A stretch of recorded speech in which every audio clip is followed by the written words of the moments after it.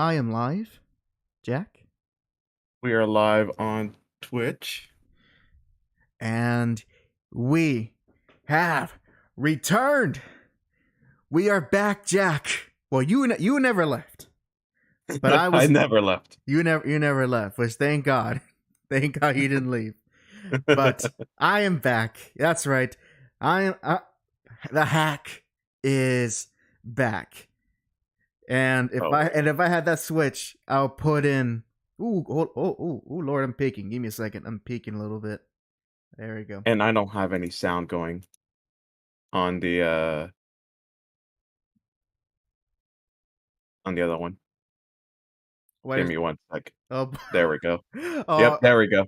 I thought. Oh, remember the time that you forgot that there was no sound coming on your end of the street? Yes, the schizophrenic hack. No, no, it was actually recently. Wasn't there like an episode we did where the Twitch side um was on can be was not heard at all? No. Well, kinda, I think. It was more like, I remember one episode where I forgot to switch over to well, no, I didn't forget. For some reason, it did not switch over to the next scene, so it was just streaming soon for an hour. I see Johnny Cage, which man, I was hoping he'll stay in, but he's got his priorities. Johnny Cage says we'll be in and out because the real life wrestling drama and fist fight has me glued to the TV. But I wish a warm welcome to the Bionic Knee, the student of female behavior, the creator of the wildest tweet ever tweeted. Hack.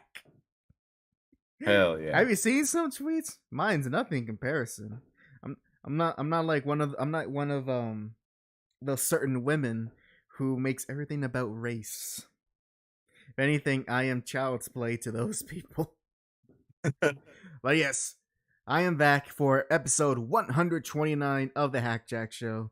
And actually, I'm gonna check. When was the last time? Dang, when was the last episode? I'm gonna check real quick. I think a month or two ago. Was it a month? Oh, good lord, it probably is a month. It was a month, I'm pretty sure. Oh man, and also giving the Kaiju Bros. Hello Virgo, hello Leo. He says hello my overlords. Hola Virgo, hola. And speaking of holas, hey Kevin. He says what's up guys. Yes Kevin, glad you can join us. Hey. I am hoping you. I was hoping that you joined us because oh boy, we're definitely gonna be. If you thought the last stream about Dragon Ball was gonna get some attention, I have a feeling that this stream about Dragon Ball is gonna get more attention. Oh man. So yes, so first off, of course, I'm the generally beautiful and moronic cat. And I am still the gullible Jack. Speaking of which, so the reason why I got that name is because someone in the chat keeps pranking me with these bofa jokes. Wait, which jokes? Have you? Yeah, bofa. Bo are you baiting me? No. Okay, so I want to make sure that I'm not gonna say something stupid. So you said Bofa. Yeah, both of these nuts. Oh god. I'm not gonna be the only one. I'm Oh not gonna be the only you one. you son of a bitch. But yeah, he keeps doing that to me. But with several other, I'm here thinking that I'm having a great conversation with Johnny, and then all of a sudden I look into my chat and he just like gets me with a these nuts joke. What does Bofa even mean? Is this a Brazilian thing? No, Oh, it's it just just means it sounds like both of these. There you go. Both of these. boo. Boo. I see boo. Boo this man. Boo. But it's good to be back.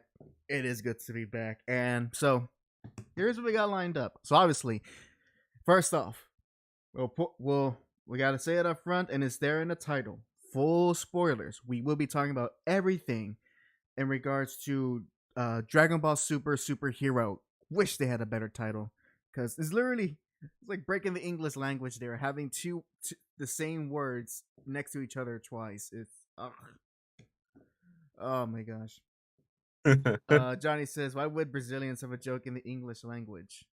Because I don't know, Bofa doesn't sound English. Because big brained. You're all big brained. Yeah, you're working on those high IQs there. you're unlocking the other 90% of your brain, according to fictional science. So, dang, am I still picking? Maybe I just gotta turn my gain down a bit. I don't know. It's like every now and then your voice is I'll keep an eye. higher. I'll keep an eye. I'll keep an eye on it. Like, good lord. In any case, Yeah. what was it?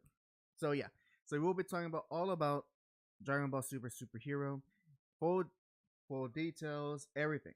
Now, and as well, a last minute addition I was not prepared for. Jack, he has also a video as we're talking about it that he wants to share because Jack and I briefly talked about our experience with the movie. Not going into too much detail, but in general, both of us had very positive experiences. Is that fair to say? Yeah. Right. So, just to kind of balance things out, Jack wants to have us do a little EFAP of someone who had a very negative experience of watching Dragon Ball Super. So, we're getting all types of perspectives, and of course, Smaxo and Kevin, I'm sure you guys have a whole bunch of opinions in the chat, and I'll be very, very interested to see what you guys think. So, with all that said, before we begin the video, Oh, I think we should establish what we thought of the movie as a whole before we get into any nitty gritty details. Jack, well, what's up? uh, What kind of oh, quickly when it comes to that video that I have, just for anyone that's a little bit weirded out for anything, there is for some reason a lot of like cut in pictures of shippings. But yeah, just be prepared. Prepare yourselves for these weird shipping pictures. I'm pretty sure he did these as a joke because why? Yeah. Because why not? Also, Jack Smacks. He says he wouldn't mind joining in. Would you like to Ooh. bring him aboard, or you? Yes. Yes. Go ahead. All right, then he's over on Let my. me switch over. Yeah, he's over on my server. So we're gonna switch over just a bit here. Let me go and disappear my Discord thingamabob. Alley oop. And we are going to switch over to my server. So we'll be back in a quick second.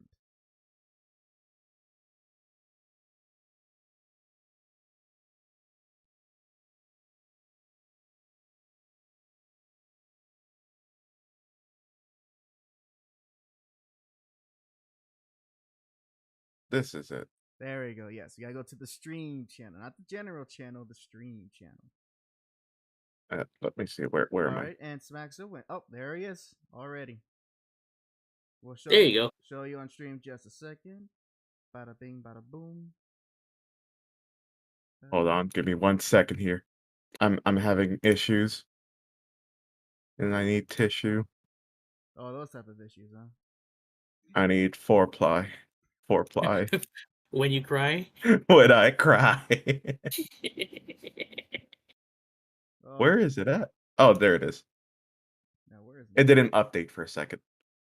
I mean, what are the odds you guys having a Dragon Ball stream on the day I got a week off from work? So you know. Hell yeah. You know why? Because I wished for it, Smaxo. That's the truth. I wished for it from with the Black Star Dragon Ball. So the bad stuff starts happening. You know why. Oh man, if the world blows up in a year, then we know.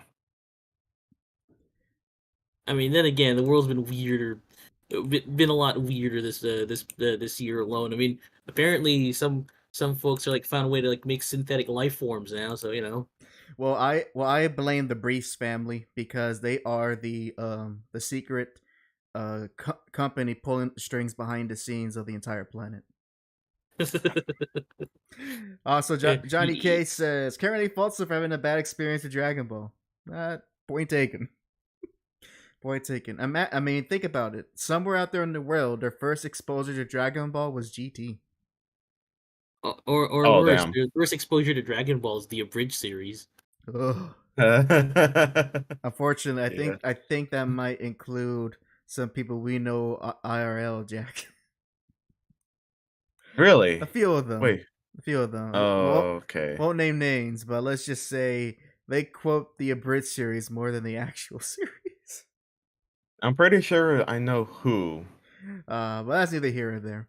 The point is they exist, Yep. and they're still subscribed to Team 4-Star. All right, so as I said, before we go into the video, we're going to set the foundation of what we thought of the movie, and as the stream goes on, we'll go into the details of all the relevant plot points, moments, etc. So, Smaxo, since you are our guest, go and share your full thoughts of your experience watching Dragon Ball Super Superhero.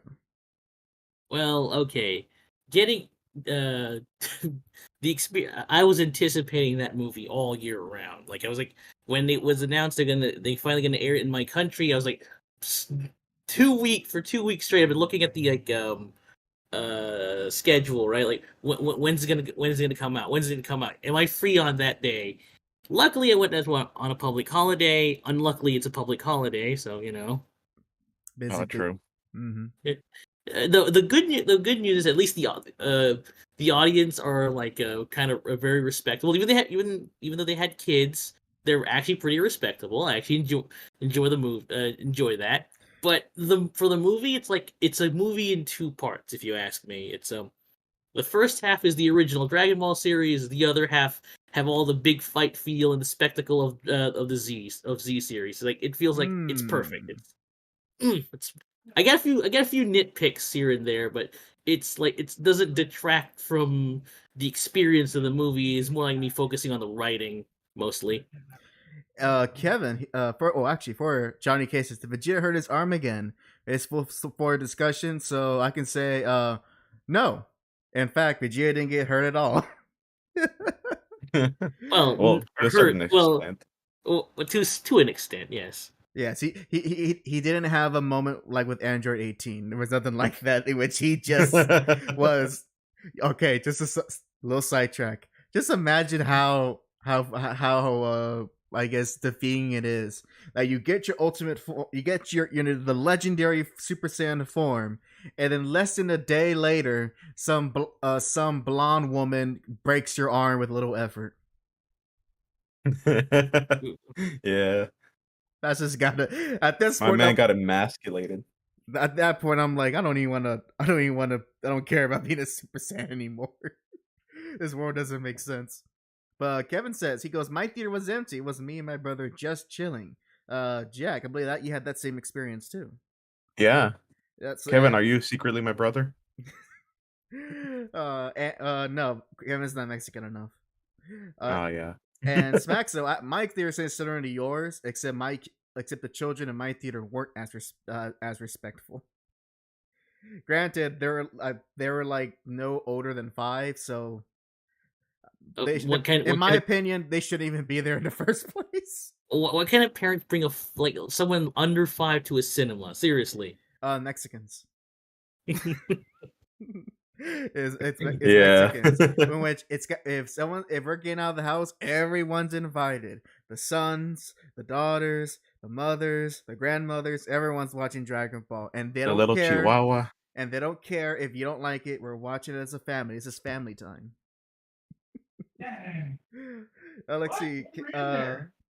Kevin also says, as a writer, I do have to be nitpicking about the writing, and trust me, we definitely will have plenty of that in the stream.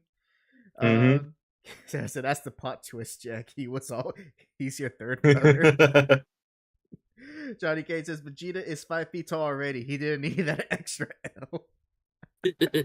Actually, I forgot. Isn't Goku actually 5'7" or 5'8" or something? He's taller, actually. He's taller, but he's also shorter than the average human.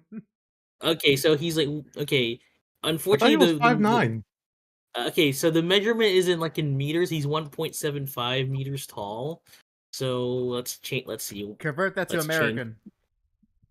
What's in feet, right? So he's about 5'7". Okay, so about as tall as Napoleon. Got it. So he really is just an average height. Oh man, Vegeta really is a madlet.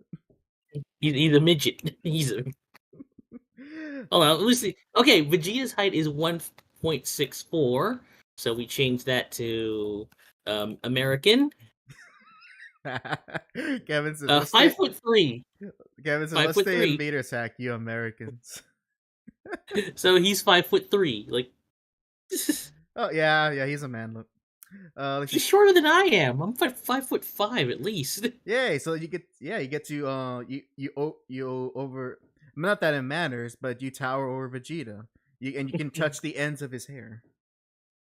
Alexi, Kevin says, Vegeta having the handicap being shorter than a woman is always hilarious. Hey, but he hooked up with the most powerful woman on the planet, so doesn't Oh, seem the, doesn't the, seem the, too. the well, second most powerful women. You forget. Ah, that's right. I forgot about Chi Chi. I mean, Chi Chi's powerful in terms of raw strength, but most powerful in terms of influence. Oh no! Not just raw strength. Not just raw strength. She has the power to defy time itself. Oh, that's right. Look at her throughout the years. She That's still looks like she's in her she don't need no 20s. Dragon Balls to make herself younger. All right, so so overall, Smaxo, you had a very positive experience with the movie, and you enjoyed it for the fact that you got the best of both worlds. You had that first half of the movie that felt like Dragon Ball, and the second half that felt like what Dragon Ball eventually became. And Yeah, from that perspective, actually can see that. Jack, what was your experience watching the movie? I really liked it. It when it came to the 3D aspect, I didn't know if I was gonna like it, but to me, it reminded me a little bit of like whenever you play Budokai. I don't know. For some people, that sounds bad, but for me, I guess it hits me like with a sort of nostalgia. So I enjoyed it. And I could see that it only specifically Budokai 1, because 2 and 3 had that cell shading, Hmm. but yeah, with 1, it really, you don't really think about it with the CGI animation, which I was also skeptical at first because anime is very hit or miss with CGI. Yeah. If that's one thing Western animation has over anime, is that they know how to use CGI for the most part. Yeah. yeah. When the trailer for the movie came out, I was thinking, wait, are they going to advertise a new game now? Yeah, it's called Dragon Ball: The Breakers. I actually want to play that game. Of course you do. Uh, Of course I do. It's like a Dead by Daylight type of. exactly, and you get to be Frieza and kill Oolong as much as you want. Beam. That's beam. Just spam that. So, and all right, so yeah, I was also scared about the CGI, but as Kevin was saying, he says the 3D animation grew on me. I like how the two recent movies tried something different. By the end, I enjoyed it. Same here. I much as I love the fluidity of movement the Broly movie had, the the CGI for superhero. Honestly, I think because mostly because of the characters' designs and the fact that they don't really move like their CGI characters. I almost kind of forgot about it that it was CGI. They don't move Hmm. like they don't move like they're in fighters. That's what you're saying. Yeah, or they don't move like they're in Xenoverse. And to me, I mean, I kind of like the idea of being able to see them instead of just hearing little whips and blips of them, and like everyone's going, "Wow, they're so fast! I can't track them." That's true. Yeah, that is very true. Now, as for my experience watching the movie, much similar to Jack, I had a besides a few crying children that, of course, had to cry near the end of the movie. God dang it! I had a very awesome time uh, with the movie, and I was genuinely surprised because I try to make sure that I did not make sure I did not know anything about the movie, not the plot, not what's relevant, just be going blind, not knowing what to expect.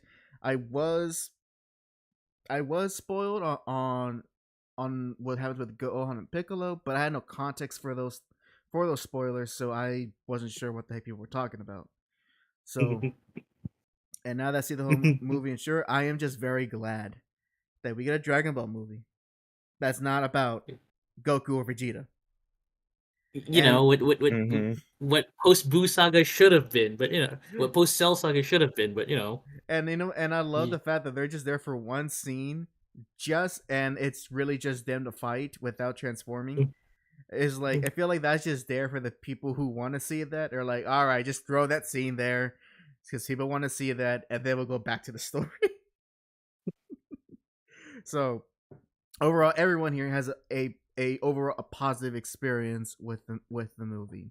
Now, and now that we established that, and we'll definitely go more into details, let's take a look at someone who had a very opposite experience and see how it's a he, right, Jack? Yep. Okay. How he perceived the movie. Before I change to that, let me read some of the chat real quick.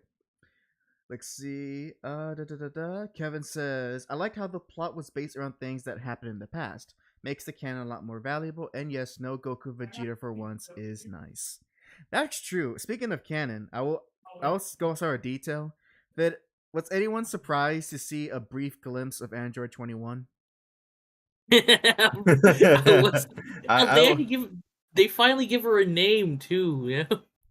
I didn't see her name, but as soon as I saw her photo, like first of all of a sudden I was like, wait a minute, is Fighters canon? I thought it Now wasn't. she is. I thought it wasn't canon, but I'm guessing.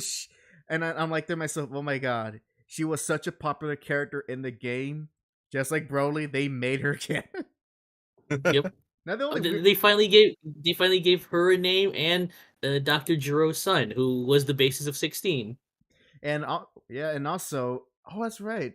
Was that always a confirmed thing, or was it something like that was expressed? Or that's something? It was confirmed that 16 was based on Jiro's son, but we never know his name. I see. Okay, I see. And of course, Jiro has another son. I still don't see how Android 21, whatever her real name is, don't say 21. I still can't imagine her with Jiro. I don't know. Maybe he. Oh no. Or was it? Oh no. So according to so they had two kids. Apparently, I'm looking through the stuff here.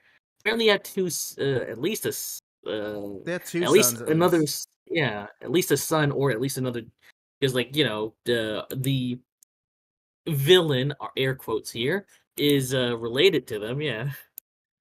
Okay, I gotta rewatch the scene because I could have sworn it showed that that Dr. Hito and the I guess I would say the original 16 was the sons of Jiro and 21. Could have sworn I saw that, but maybe I misinterpreted. Grandson. grandson. Heto's grandson. That's the grandson. Yeah. All right, it's been a while. It's been a while. So this is why I have Smack's own voice. You can correct me because I know I'm going to be wrong on details. So that was a neat surprise, and of course, all of a sudden in my head, all I could think is about her recent lab coat 21 for fighters, and how she just broke the game. And even after they nerfed her, she still broke it. Oh my god! So I was thinking but I would say that was a nice genuine surprise that did linger on it. It was just, if you know who that is, it's cool. If you don't, it doesn't matter. Let's see. First, let's see. Kevin says now we need Janemba and Cooler being canon.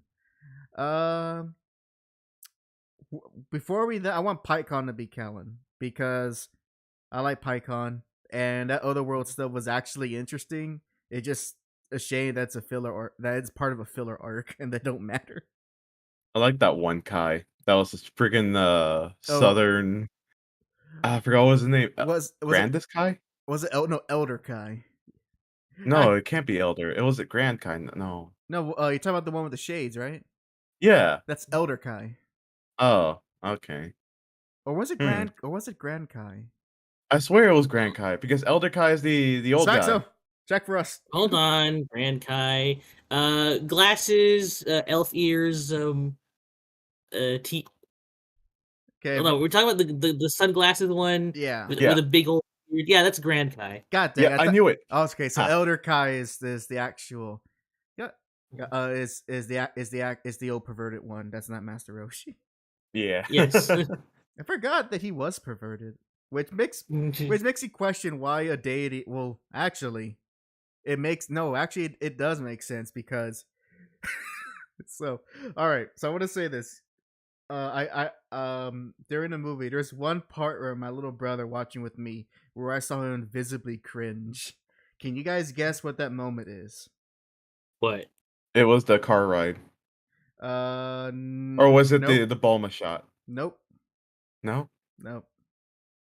The part that my brother cringed at the most of the entire movie was when Beerus fell for Chile or Really? Chile. I don't think so. Yeah, He- no. you- He as soon as he saw us, as soon as he saw that as soon as he made the connection of what what Beerus was feeling towards her, he went like, why they do that? Why? Nah. Beerus has taste. Also, Kevin wants to join. Beerus has taste. I know, but it's going from my little brother's perspective, where for him, Girls are icky. well, he hasn't reached that age yet, and he just finds it weird that Beerus is the god of destruction, which even I had to admit that I was like caught off guard by that, and all I could think is, hey, Bear is like, I feel like they're gonna I feel like they're doing this so they can set up a possible Broly Beerus fight. I mean, that's probably what they're setting up for. Let's be honest. Probably.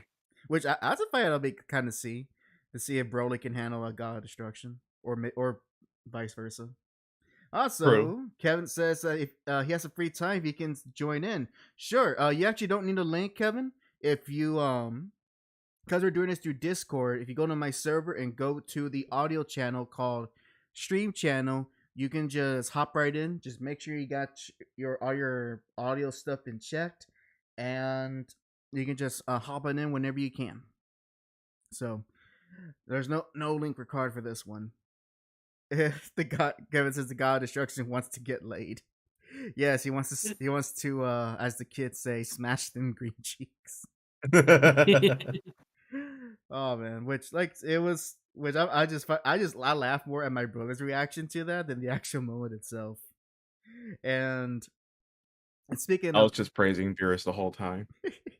and speaking of ass shot, I honestly made me laugh because not technically, like literally, Bulma has been objectified much worse in the past.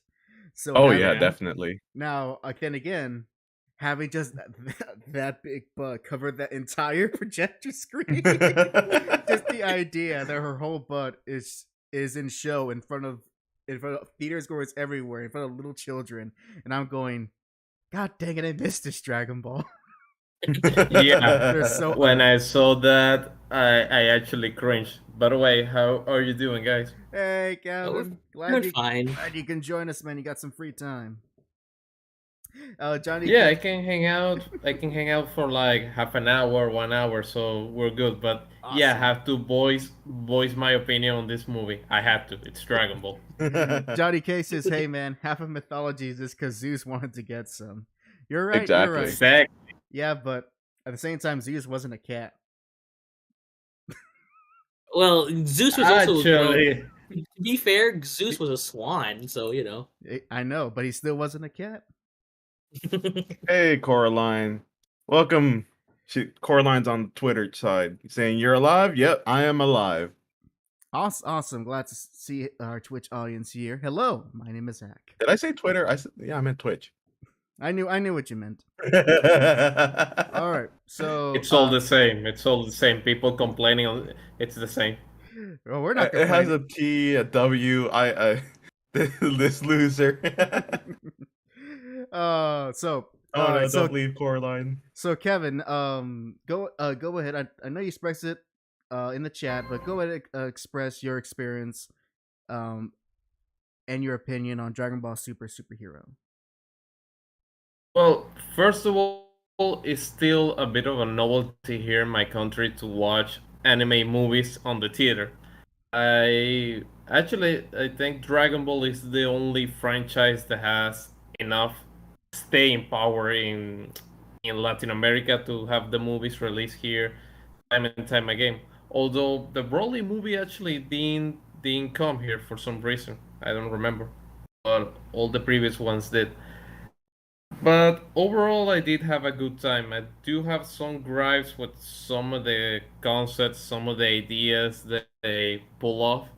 But overall, I had a good time. Like you said, I love the fact that it wasn't about Goku, it wasn't about Vegeta. I think it was healthy for the franchise. And the enemies were not more powerful than Broly or more powerful than Jiren or Beerus, none of them.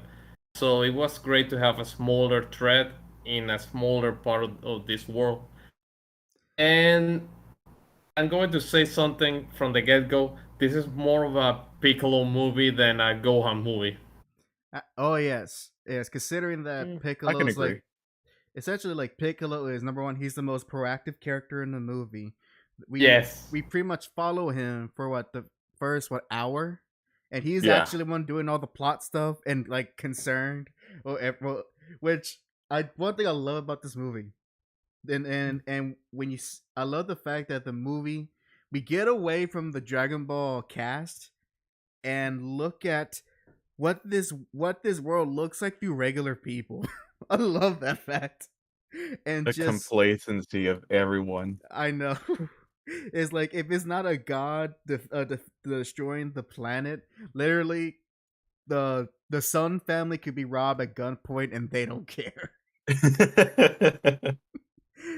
Oh, so I just love the fact of how these, albeit more evil but still normal people, are looking at what we come to know these characters all these and other stories, and just having to look out an outside perspective of everything that happened in the past. We were invaded by aliens once, really? Twice actually, twice actually, three times if you want to retcon King Piccolo. Also, Uh, the one thing that I always wondered is, I mean, well, you know that this whole world has been like so numb to everything that has happened, because even the dragon showing up, like you would think that a dragon showing up in the middle of a giant metropolitan area, people will be freaking out, helicopters will be coming in, police cars driving up. Actually, No, yeah, because the Dragon Balls aren't common knowledge. So at the same time, you don't see like people in the news going, "Oh my god, the sky went dark. Everyone's running in the streets. There's a giant dragon everywhere. Oh no." though, to be fair, they kind of implied that apparently Bulma's been doing that on a yearly basis now. Yes. Oh Yeah. yeah, that's right. Because So she literally pays people to find Dragon Balls for her. So I wonder if maybe like Which Capsule Corp's like, "Oh, we're just trying out some new hologram technology every year." So yeah. It's like, oh, just some I- weather experiments. I actually like the fact that in this movie they actually show a bit more of the side of Piccolo that is coming, and he's actually basically reprehending Bulma for making selfish wishes. Oh, by the way, I also do love the fact that that because of character flaws, they're the reasons why they never go for the obvious solution. Like the whole part with when Piccolo summoned Shenron, and at that point, neither Piccolo nor Bulma ever thought to occur to them to wish for Goku and Vegeta to come back to Earth. nope. All because they like Piccolo has tunnel vision. He's hyper focused on the problem, and Bulma is being very selfish because she's dealing with her, the fact that she's getting old. And all together, and the easiest she's solution getting is old. gone. That's She's a getting great- old. Her mom never got old.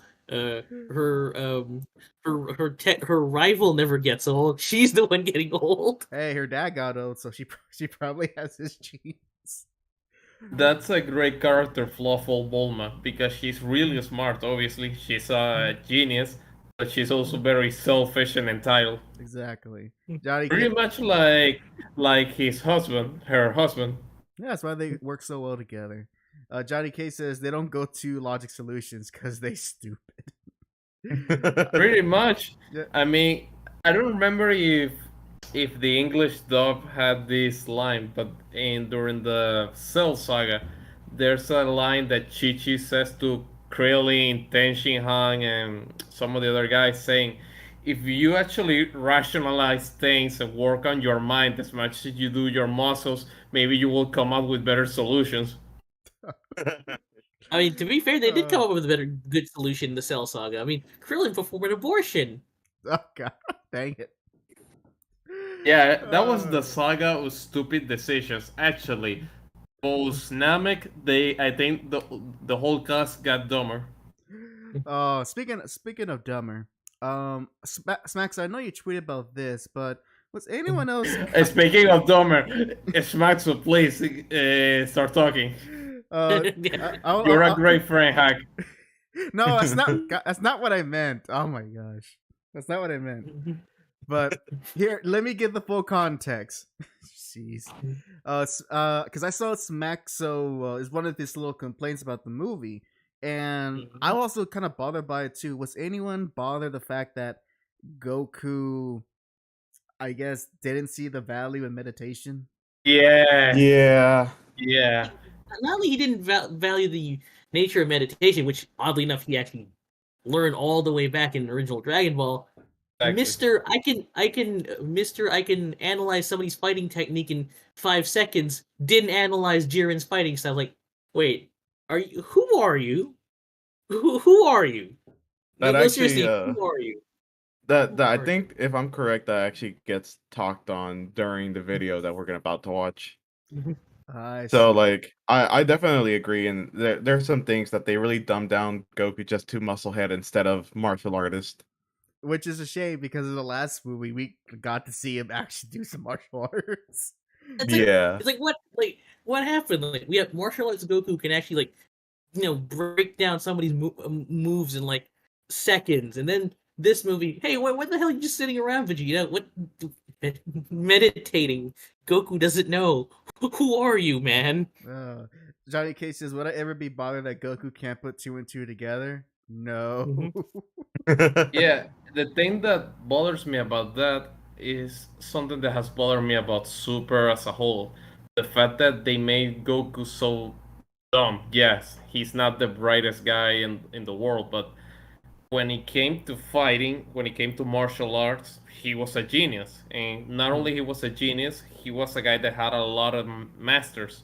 And he learned from all his masters until around the Nalmet saga, he became a master himself. He was no longer a student. Sure, he was always learning afterwards, but now he was his own teacher. And you see him in the Cell saga and the Buu saga having more of a mentor role with Gohan, with Goten, with Trunks. So I heard one guy that made the voice of Piccolo, I think, in the Latin American dub. He has been doing his voice since the early 90s. And he said that the script for Dragon Ball Z was more dramatic. So the tone was a lot more dramatic. But in Super, it's treated like a kid's cartoon. And he says that maybe that's why the characters don't feel like their C versions. And to me, that's a bit of a waste because it makes the characters a bit less interesting, especially Goku. Now he's dumb all the time. He doesn't have serious moments. He doesn't have moments where he can show his intelligence in battle. And compare how Goku was in the Saiyan saga dealing with Vegeta or Nappa compared to how he was dealing with Jiren when he's supposed to be older and wiser. Yeah, It's like for some. I think the right word for it is Goku had a Flanderization. Yeah, exactly. I mean, pretty much like the whole cast, really. Yeah. You know what? If you look at just Super alone, yeah, pretty much. I think I think Vegeta got the worst of it because he's the one that got regressed the most as a character. He's more comedy now. Which It's is like, which is yeah, fine. we Which is fine. I love like to see like, Vegeta first, more like, comedic situations. yeah, like I mean, for example, I like GT Vegeta, Dad Vegeta, but I don't want to see it all the time, you know. Yeah, you want to see that I mustache. I think he's a bit more relaxed now because it makes a bit of sense after the whole middle age crisis he had during the Bull saga. To be fair, the funny thing is he still had the middle age crisis in GT. Look at what he's wearing in GT. Yeah, I I'll think it's give nice. Fingerless I'll give him gloves, credit. vest. I'll give him credit for trying something different. Can you imagine Cell Saga Vegeta trying to pull a mustache or a different outfit? If anything, I always laugh at what Vegeta was wearing in the final episode of Z, where you see where honestly, when I look at him, I feel like he looks like one of my uncles from 10 years ago at a barbecue. That's what Well, gives he that is an vibe. illegal alien. Ah. Oh, very good. The guy, Gaiji Bro said, I always assumed Goku was dumb because he was a hick, more ignorant than right out dumb. And that was true. Like if you watch Dragon Ball, he's not stupid. He is just ignorant of the world outside of his house and outside of his grandfather. But Yeah, I mean, when he met Bulma, he didn't even know what a girl was. yep, and he has to find out the one sure way to know what's a boy and a girl. Oh, Toriyama, you pervert bastard! I mean, to be And fair, that's how he met his wife. Works for him. Yeah. No, not Toriyama. I mean Goku. Oh, okay. Yeah. Okay, I was I about to was very say. confused. All right, But I Oh. think the issue is that Goku, I think, was always basic and a bit dumb, but he evolved as a fighter, and I mean, he learned to meditate back near the end of the first Dragon Ball. And going to that with Vegeta in this movie, it reminds me to all these Marvel comics where the new writers don't know the character they're writing. It feels like that, and it annoys me. yeah, but the sad part is it's the same. It writer really writing. does. It really it really does annoy me, but it's like it annoys me, but the movie's good enough that it kind of eclipses it, you know? Yeah, Johnny Cases. So I Dragon Ball do is an have one autobiography. big gripe with the movie, but Hack, you can continue. I will mention it later on. Sure.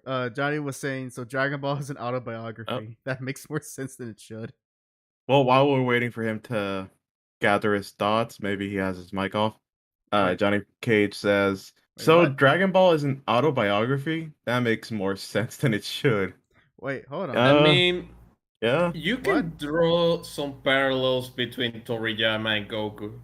They're both, based on what I heard and read of Toriyama, he's very relaxed, I don't know what's going on with my mic, but let me come back in. obviously very talented, but he's not the biggest planner or the smartest guy in the room. Can anyone hear me now? There you go. I can hear you. Okay. It was a Discord issue, not a. Yeah, that happens. All right. Mhm. All right then. So actually, I do want to get this started because I want to use the most out of Kevin's time. So I want to go ahead and start up. I'm gonna do a screen share of the video you're gonna be watching if someone had a less than positive experience with the movie, and from there we can go into the details of all some legitimate problems of the movie, and maybe see, maybe this guy is making a mountain out of a molehill, to use a phrase. So let me go ahead and share the thing right now. Oop. La-da-dee, la-da-doo, la-da-dum. Nope. There we go. Go live. Load this up. Alright. So, so we're just starting the video. Yeah, it's. Hold on. Let me just jump in. Let me sufficiently yeah, I'm sufficiently angry now. Kevin, can you see the video that we are seeing? I'm working on that, and still, it's the first time I do this on Discord, so Actually, give me a second. Let me see here. I am sufficiently angry now by this thumbnail alone. Johnny Let me see. Johnny K says, "What in the everlasting blue hell is that thumbnail?" Let me go ahead and actually, can I stream it? Because right now I actually have that Nitro thing, and it picks up the frames All right then, and the quality. no problem then. Let me go ahead and disconnect this. All right. So Jack, go ahead, do your thing. Okay. Resolution. Yeah, Now, go ahead. I would say the actual thumbnail is mostly just making fun of Gohan, but that's just the first frame of the video. I am sufficiently angry. There we go. There. All right. So Jack, you have full control. Let's just make sure that everyone can see the video.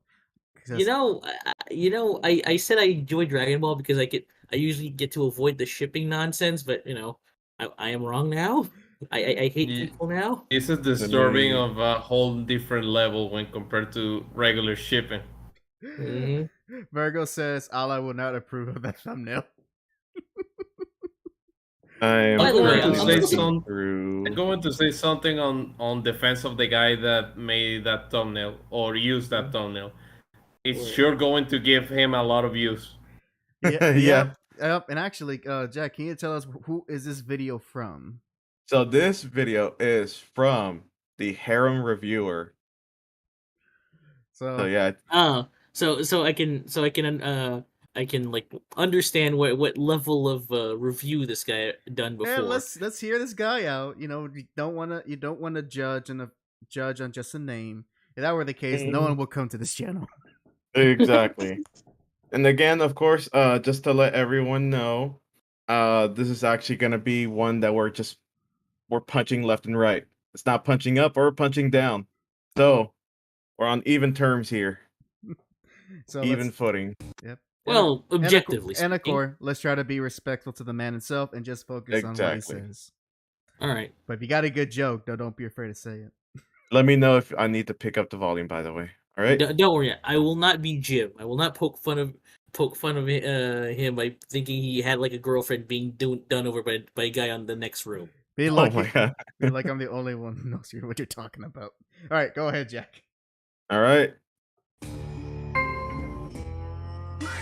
I've been a fan of Dragon Ball for 8 years now, and I still enjoy the series to this day. That being said, while I do love the series, I have no problem admitting that it clearly isn't perfect and has its flaws. I'd say everything up to the Cell Saga is great in terms of writing, and there really isn't much wrong with it. However, once the Cell Saga starts, you can tell that the writing gets a bit iffy. First off, it's hard to believe that with the technology on Earth, there could be androids created that are leagues stronger than Frieza. Then there's the villains themselves, which change numerous times in the saga. First, Zero and 19 are the main villains, then it goes to 16, 17, and 18, and then it goes to Cell. I understand the reason for this was because Toriyama was told to change the villains multiple times during the saga, but still, that doesn't ignore the fact that in terms of writing, it is a bit messy. There's also the final fight between Gohan and Cell, which, while amazing in terms of its message of passing down the torch onto Gohan, isn't that great in terms of a fight. It's mainly just What? Cell beating the shit out of Gohan then beating the shit out of Cell, and then both of them firing everything they have at each other at once. That being said, I still do love this fight despite some of its shortcomings as well as the rest of the saga in general. None of the problems I mentioned ruin the saga or even that big of an issue, when I still believe that the Cell Saga is easily the second best saga in the franchise. However, after that is the Buu Saga, which has numerous issues. I already made a 30-minute review God of it dang it. last year, I'm also told you. mad. You can watch I it told also you. in the description, I'm also but angry still, now. I'll quickly go over what's wrong with it. First off, Gohan got thrown to the sidelines and was barely in the saga after the tournament, despite him being the new main character of the series. The saga introduced a good amount of new characters, and a lot of them aren't so great. Babidi was obnoxious and should have been killed off much earlier. Goten and Trunks get annoying, and Majin Buu, while a great character, isn't a great antagonist. Super You know, when it comes to this one, does anyone else think that Deborah should have been like just the prime villain? I mean, he is the Oh. devil. Exactly, I mean, like that. I mean, It I would have been cool, clearly, yeah. I follow whatever he's saying when it comes to Bobbity. I mean, really, the whole thing with Bobbity should have been gone. It should have just been with Deborah. Hell, maybe I Well, guess have Boo as like a sidekick for him. well, to be fair, let's put it this way, right? Deborah is like this kind of sorcerer who's, involved in like releasing Boo from the egg, right? Because like Boo's Mhm. being sealed away, so you kind of have the sorcerer. I mean, again, Bobby's not even there for long. He's there. Sub and Boo get killed off for insulting the Eldritch abomination that you have no control of. True. Yeah. Although it would be nice to have Deborah, because that would break. I mean, Boo technically fits that. Well, actually, no. Okay, let me ask you guys this: do you see Boo more as a mythical enemy or an alien enemy? Mythical. Mythical. Mythical, Mythical. He's magical. he's more of an eldritch horror, yeah. But he's still technically an alien. True. Mm, But aren't all the Eldritch horrors aliens? No, Mm. Supreme Kai's not an alien. But He's not an Eldritch horror. He's a god, but not an Eldritch horror. but he's not like, isn't he like a medical evil from the plane where the guys are from? See, this is the thing about Dragon Ball. I don't know how space works in that series.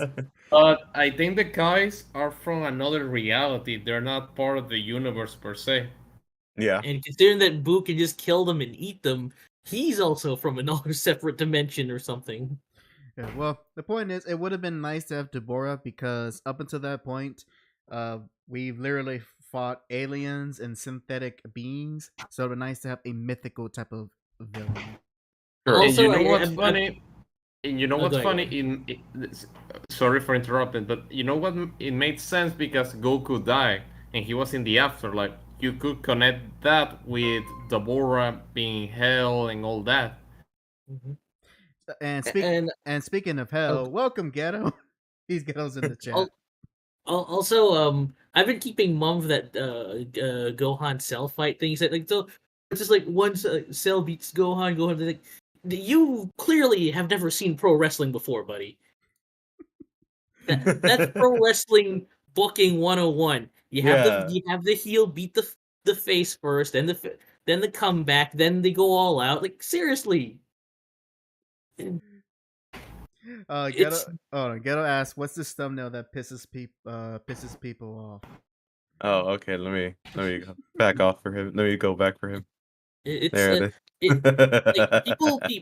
what people don't know, and I'm surprised people don't know, a lot of people don't know about this, is that Dragon Ball fight setups really draws a lot more from like pro wrestling. Like Shonen series especially takes a lot from like pro wrestling, It very much does, but just because it has the influence doesn't necessarily mean that everyone's gonna enjoy it.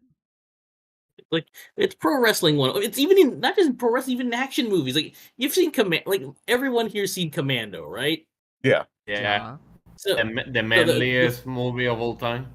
So the final Along fight with the Predator. between Matrix and Bennett, right? Early on, you see Bennett beating the crap out of John Matrix, and then the comeback, and it's like it's like that. Yeah, I guess for him, maybe it could be that for Mr. Harem Reviewer, maybe for him the way it was presented, he didn't find that it was up to snuff as previous fights, because I would say his critique is very, I guess he's critiquing like a tried and true trope of writing an action scene in which the antagonist gets the upper hand, and then by the end the protagonist does.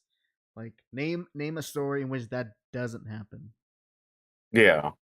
So let's see what he says, because we only got into like 2 minutes, so maybe there's more. No, I was just keeping him up for this because he's not covering the Cell Gohan fights. It's just me, just a little bit pissed off at the whole basic storytelling gaff. But go ahead.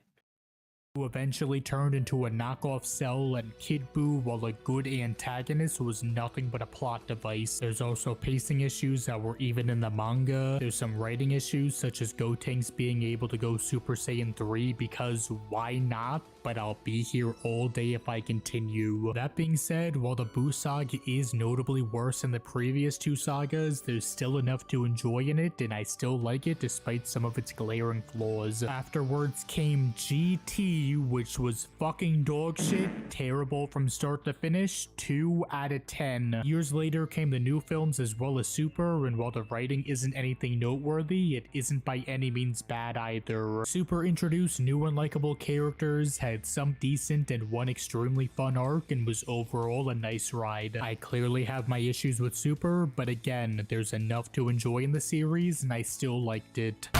Now that finally brings me to the latest installment in the franchise, Dragon Ball Super Superhero. And if you couldn't tell by the title of the video, I really wasn't a fan of it. Before I get shit on in the comments, let me just say that I don't hate this film. Hell, I don't even think it's that bad. It's a big mixed bag of a film. There are aspects and things in it that I really enjoyed, but there are also things that I really did not like. My first problem with the film is its animation. Ever since the first trailer came out last year showcasing that the entire Does anyone like the fact that when it came to this part of the scene, it just showed Goku at like such a mean face? Let me see where it's at. last Uh, film is its No, animation. so Ever since he has right there. Vegeta. Oh, Look yeah. at him. I'm not a flat, Also, not the most I don't think flattering I don't image. think one of the running gags I think a lot of people didn't notice, like, this guy makes all the presentation, like Oh, everything Oh, in his yeah. Oh, I do love the fact that this guy essentially, with any project he's given, he's going full YouTube. He's going full YouTuber documentary. He's doing the editing. He's getting the B-roll. He's doing the narration.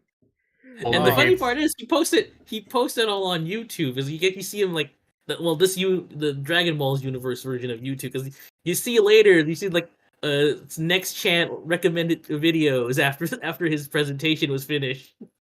No, I Oh. did enjoy that that little humor there. I also love the fact that they make a lot of references, or not references, but jokes about his toupee and how he has to, or his hair, how it is right now, and how he modified his own car to have a dome to keep it nice. That my friend is called a cowlick. No, it's a pompadour. No, it's a cowlick. Really? I don't think so, because a cowlick is supposed to be natural and it stays like that. Yeah, that's how mine is. I have like a cowlick because a certain part of my hair goes a certain way forever. You know what? You're all right. I'll go with pompadour. I guess just the way it's shaped is not very pompadour-esque. It reminds me of a cowlick, but you know, tomato.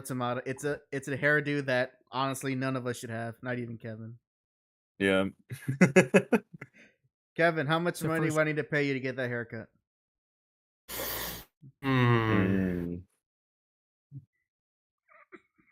He's thinking. Going to be a lot of money. But I mean, if someone pays you, I don't know, 7 figures to get a full haircut, you will do it. Yeah, you know what? Yeah, I'm not. You know, if I was paid a good amount of money, yeah, I'll have the haircut. I'll rock it. I'll modify my. It also depends for how long are you going to have the haircut. Because if it's just doing it once and post it online, sure, then I can cut my hair again or something like that. That's true. Either case, this guy knows what he was all about. It's just a shame that he ended up working for a bunch of terrorists instead of choosing his true passion, which was filmmaking. To be fair, they pay good money for him. That's true. He probably got paid more from the terrorists than Hollywood screenwriters. Oh, what a world! All right, go ahead, Jack.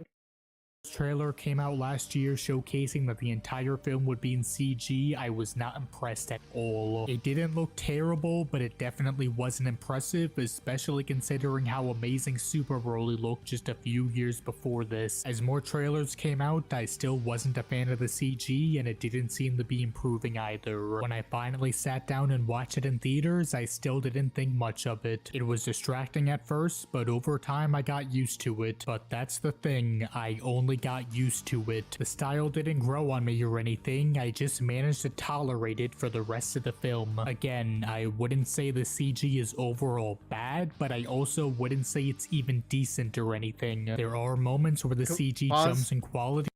Well, it's clear this guy has never seen bad CGI anime.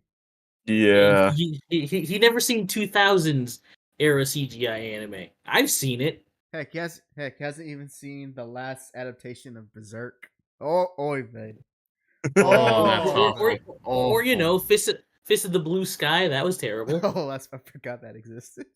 I literally forgot that existed.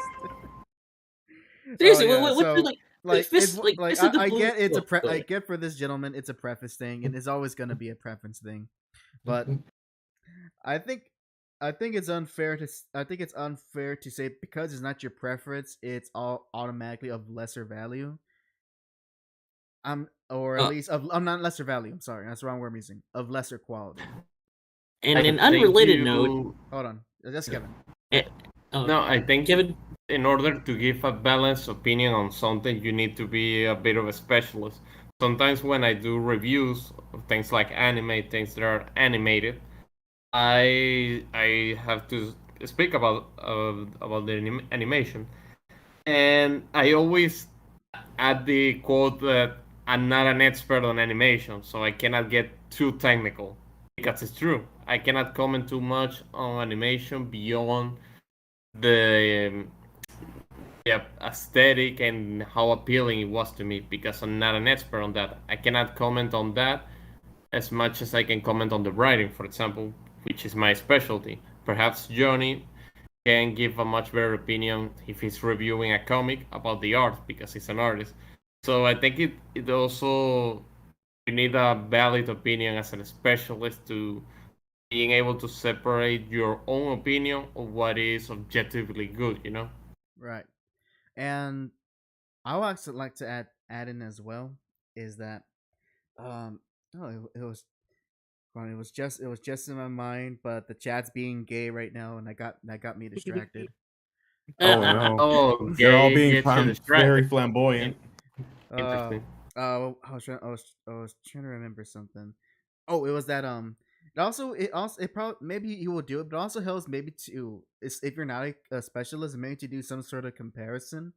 Like for me, when I think of what's decent CGI animation that's not great but works, like recently the Tekken show on Netflix, in which it's obviously not great. Like that's an actual good example of decent CGI, where at first glance it looks all right, and in motion you could tell they put a lot of work to it. But there is a lot of scenes in which, especially if it's just conversations or characters just staying around, you could tell it really suffers, and it makes it hard for characters to really emote visibly well. And also, that show has a weird lighting issue, and that's just noticeable without you having to really be any specialist. So when it comes to superhero, unless you can point out something that like specific that bugs you, and you're complaining, you just have to adjust to it. To me, all of us had to adjust to it. But if you can't spot anything that's wrong with it, then it's not that you can still choose not to like it, but it just makes it more that it's just not your preference. Now, of course, for some people, it's because something's not their preference that can ruin the entire movie. Because I'm pretty sure there's a bunch of Goku and Vegeta super fans who probably don't like this movie because Goku and Vegeta weren't in it enough. Yeah, and he will delve at least from this point. He'll say some things about why he doesn't like it. So we'll see right now. I was gonna say something like, oh, but never mind. Oh no, you can go ahead. It was an aside. I bring up Fist of the Blue Sky. I noticed that Fist of the Blue Sky is cursed because 2 times it was adapted, and well, I'll just put it this way: the 2006 one is quality, air quotes there with all caps, air quotes, and then the CG Fist of the Blue Sky. So I'll just post the example here on the Discord if you guys want to watch it. But it's cursed. It's cursed, man. I'll definitely want to take a look at that later. But Jack, go ahead. It's even decent or anything. There are moments where the CG jumps in quality, but there are also moments where it drops and looks bad. Character motion seems somewhat stiff and robotic, and you can tell that something just doesn't seem right. It also doesn't help that the models are super simple and lack any sort of texture. Because of this, they all look like they were ripped straight out of a Wait. Let him finish this one sentence. Okay. video game, and not in a good way. Okay, there you go. All right. He complains how the textures don't look simple. My boy, have you seen what Dragon Ball characters look like? I think what he wants is like, I want CG characters to look like the Final Fantasy VII like Advent Children thing, where you can see each and every single fur on the guy's body. He wants to see the pores on Piccolo's ears. Oh, give him a second. He's not wanting that, but it's really hard what he wants when it comes to this. But all right, let's hear him out there. Yeah. Yeah. Now you might be asking, well, would you enjoy the film if the style was more detailed and more realistic, such as something like Jump Force? And to answer that, no, I wouldn't, because Jump Force looks like shit. I don't want Dragon Ball to look hyper-realistic, and I know this simpler style is much more fitting for the series. My main problem is that I believe Dragon Balls, as well as many other anime and manga designs and styles, don't translate well into 3D. Dragon Ball was originally a manga series that was initially designed to be drawn and read in manga, which is a form of 2D art. If you take the designs that were originally made for a 2D form of media and recreate them in a new one, they are going to look notably different. What the fuck is that? These designs weren't meant for CG, and I think they lose a lot of the appeal they have when translated into 3D. The same can be said for 3D characters being recreated in 2D. Here's a couple images of Pixar characters originally designed for 3D animation being recreated in 2D. Again, I don't think these characters look inherently bad in the style, but they're clearly worse and less appealing than they are compared to how they originally look in 3D. Even if superhero CG isn't particularly bad, it's still very underwhelming, and I just wish the film was in full 2D. All right, so it's a matter of preference. It's him nitpicking. It's his matter of preference. Hold on, Johnny K's got something to say. He says, pause that. He says, the clothes feel like clothes in Dragon Ball Z. Dirt feels like dirt. Metal is like metal. He's saying everything in this film is plastic, and I agree with him. Okay, I can see from that point of view I can see from that point of view in the sense that a lot of the, I guess you could say, extra details that would make something look more not realistic, but it gives them it gives them that feel what's supposed to represent. I can see why someone might not be big into that. And what Johnny Case says that the film is like plastic, I was thinking to myself, you know what? I can see someone not liking that. If anything, there we go. Thank you, Johnny. Believable. So then, if anything, I don't think really it's the fact that it's CGI. It really is. Could be that maybe that it's either A, maybe it's not a great rendering, or B, maybe it's the lighting. That's what it feels not like just to that. me. Or He did also say like it was the movement, how certain things felt stiff, which in some cases I would agree. Yeah, there are moments where it kind of looked a little weird whenever they moved around, but at the same point, it's I don't know. To me, it wasn't that bad to where it was egregious compared to other anime or CGI anime. And plus, when it came down to the fights themselves, I felt that they were on point. Yeah, I hold on. I think that's the same. It probably the same general things that honestly, not just CGI and most animation have, in which they're gonna spend a lot of time on the big moments and everything between. They're not gonna spend less time, but it's not gonna be as good as the big moments of any film. So that's just an animation thing in general. I mean, like I said, it's not as bad as you think it is. Trust me, I've seen X-Arm. And I wish I didn't see that. I And it- wish I didn't and if you want something that see really it, but I and did. if you want something that You know, really I- and if you want something that really looks like plastic, like toys moving around, you should watch the GI Joe CG movies. Now those look like toys moving around. Granted, it's or early. Ghost of the Shell 2145. Granted, those GI Joe movies from like the early 2000s, but point still stands. All right, go ahead, Jack. Continue the movie. The video.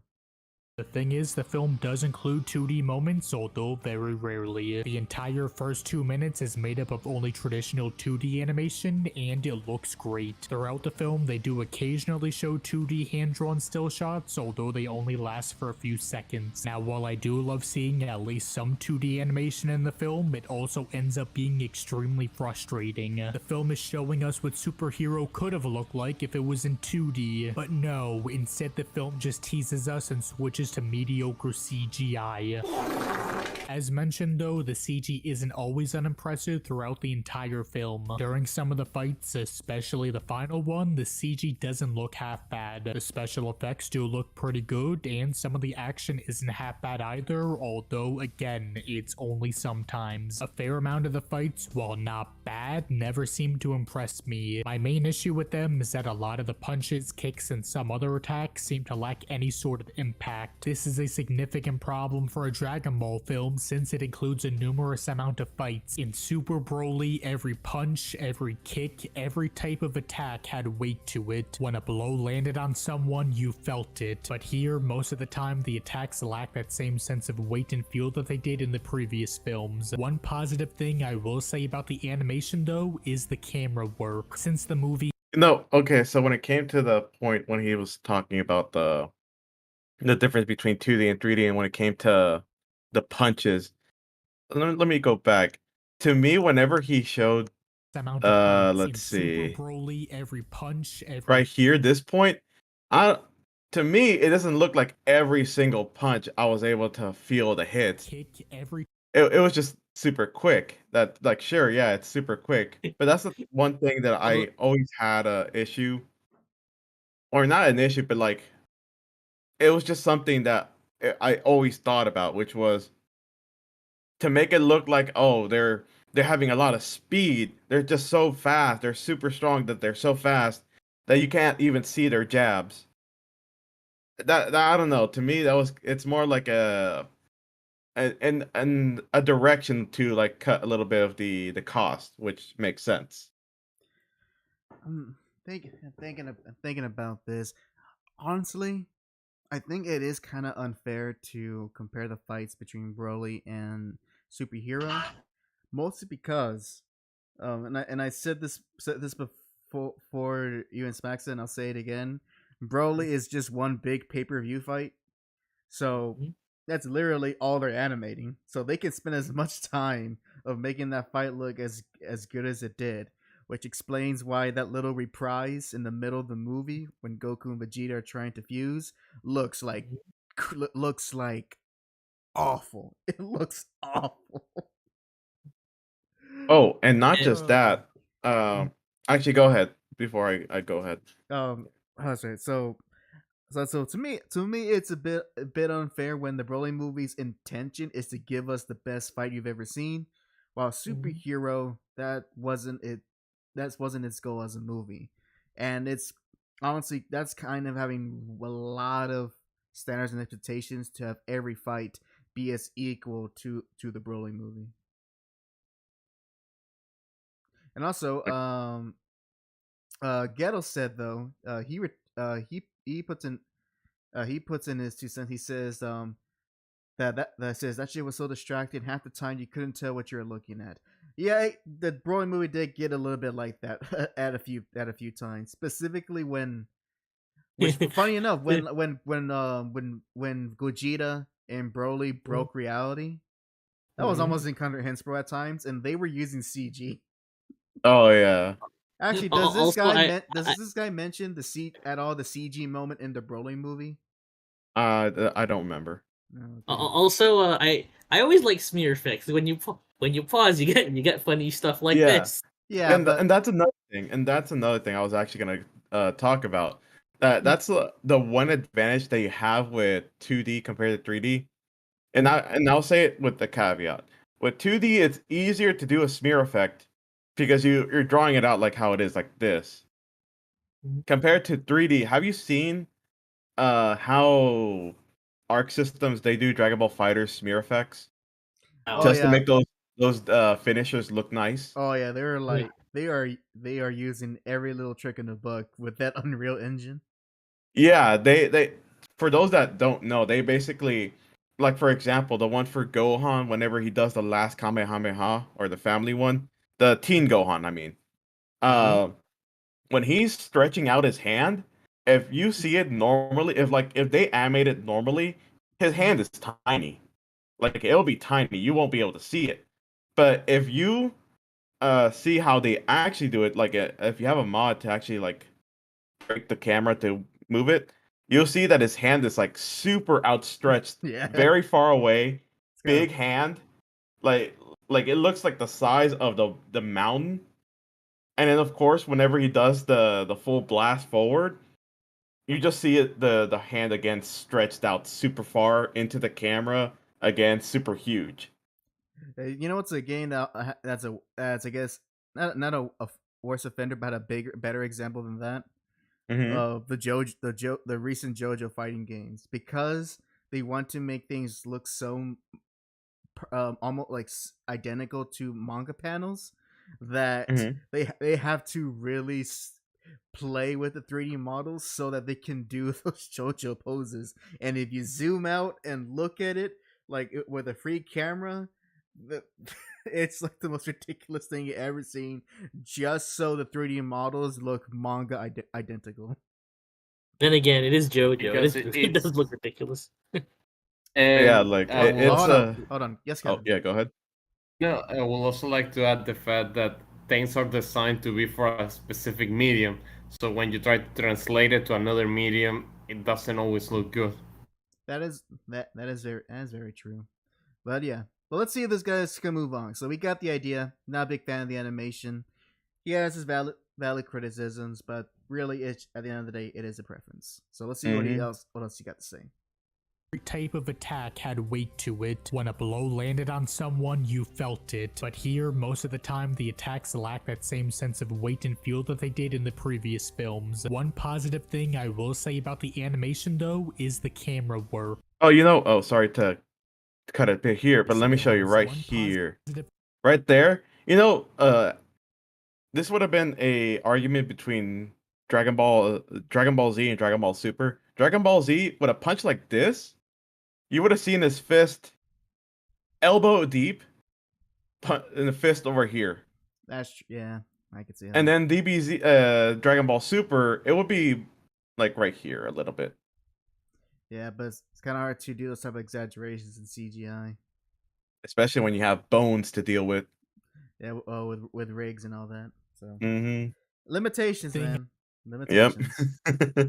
I will say about the animation though is the camera work. Since the movie is CG, animators are able to easily set to move the camera however they want. This is easily shown in the fight scenes where the camera flies alongside and follows the characters as they fight each other. Still though, the camera work is far from perfect. It can sometimes be a bit distracting and feel video game-like, and there's still the character models and movements of them not being good either. Overall, I just wish the film was in 2D, and I don't want to see another Dragon Ball film or series in CG again. The CGI may not be awful or even that bad, but it's still underwhelming and at best tolerable. Besides not being impressed by its CG, I was also very mixed on its plot and characters. When the film was first revealed to be a Gohan and Piccolo movie, I was excited. One complaint I have about Super is that most of the series is centered around only Goku and Vegeta. There are plenty of other characters that fans enjoy seeing, and thankfully we got to see some of them, them in the Tournament of Power. Dragon Ball doesn't always need Goku and Vegeta to be in the spotlight, and that's one thing I really like about this film. It's a nice change to see Goku and Vegeta do their own thing, take a seat back, and let Gohan and Piccolo be the main characters for once. That being said, while on paper this is a great concept, it's sadly ruined by the film reusing and recycling ideas and characters that have already been presented in the series. To start with, the Red Ribbon.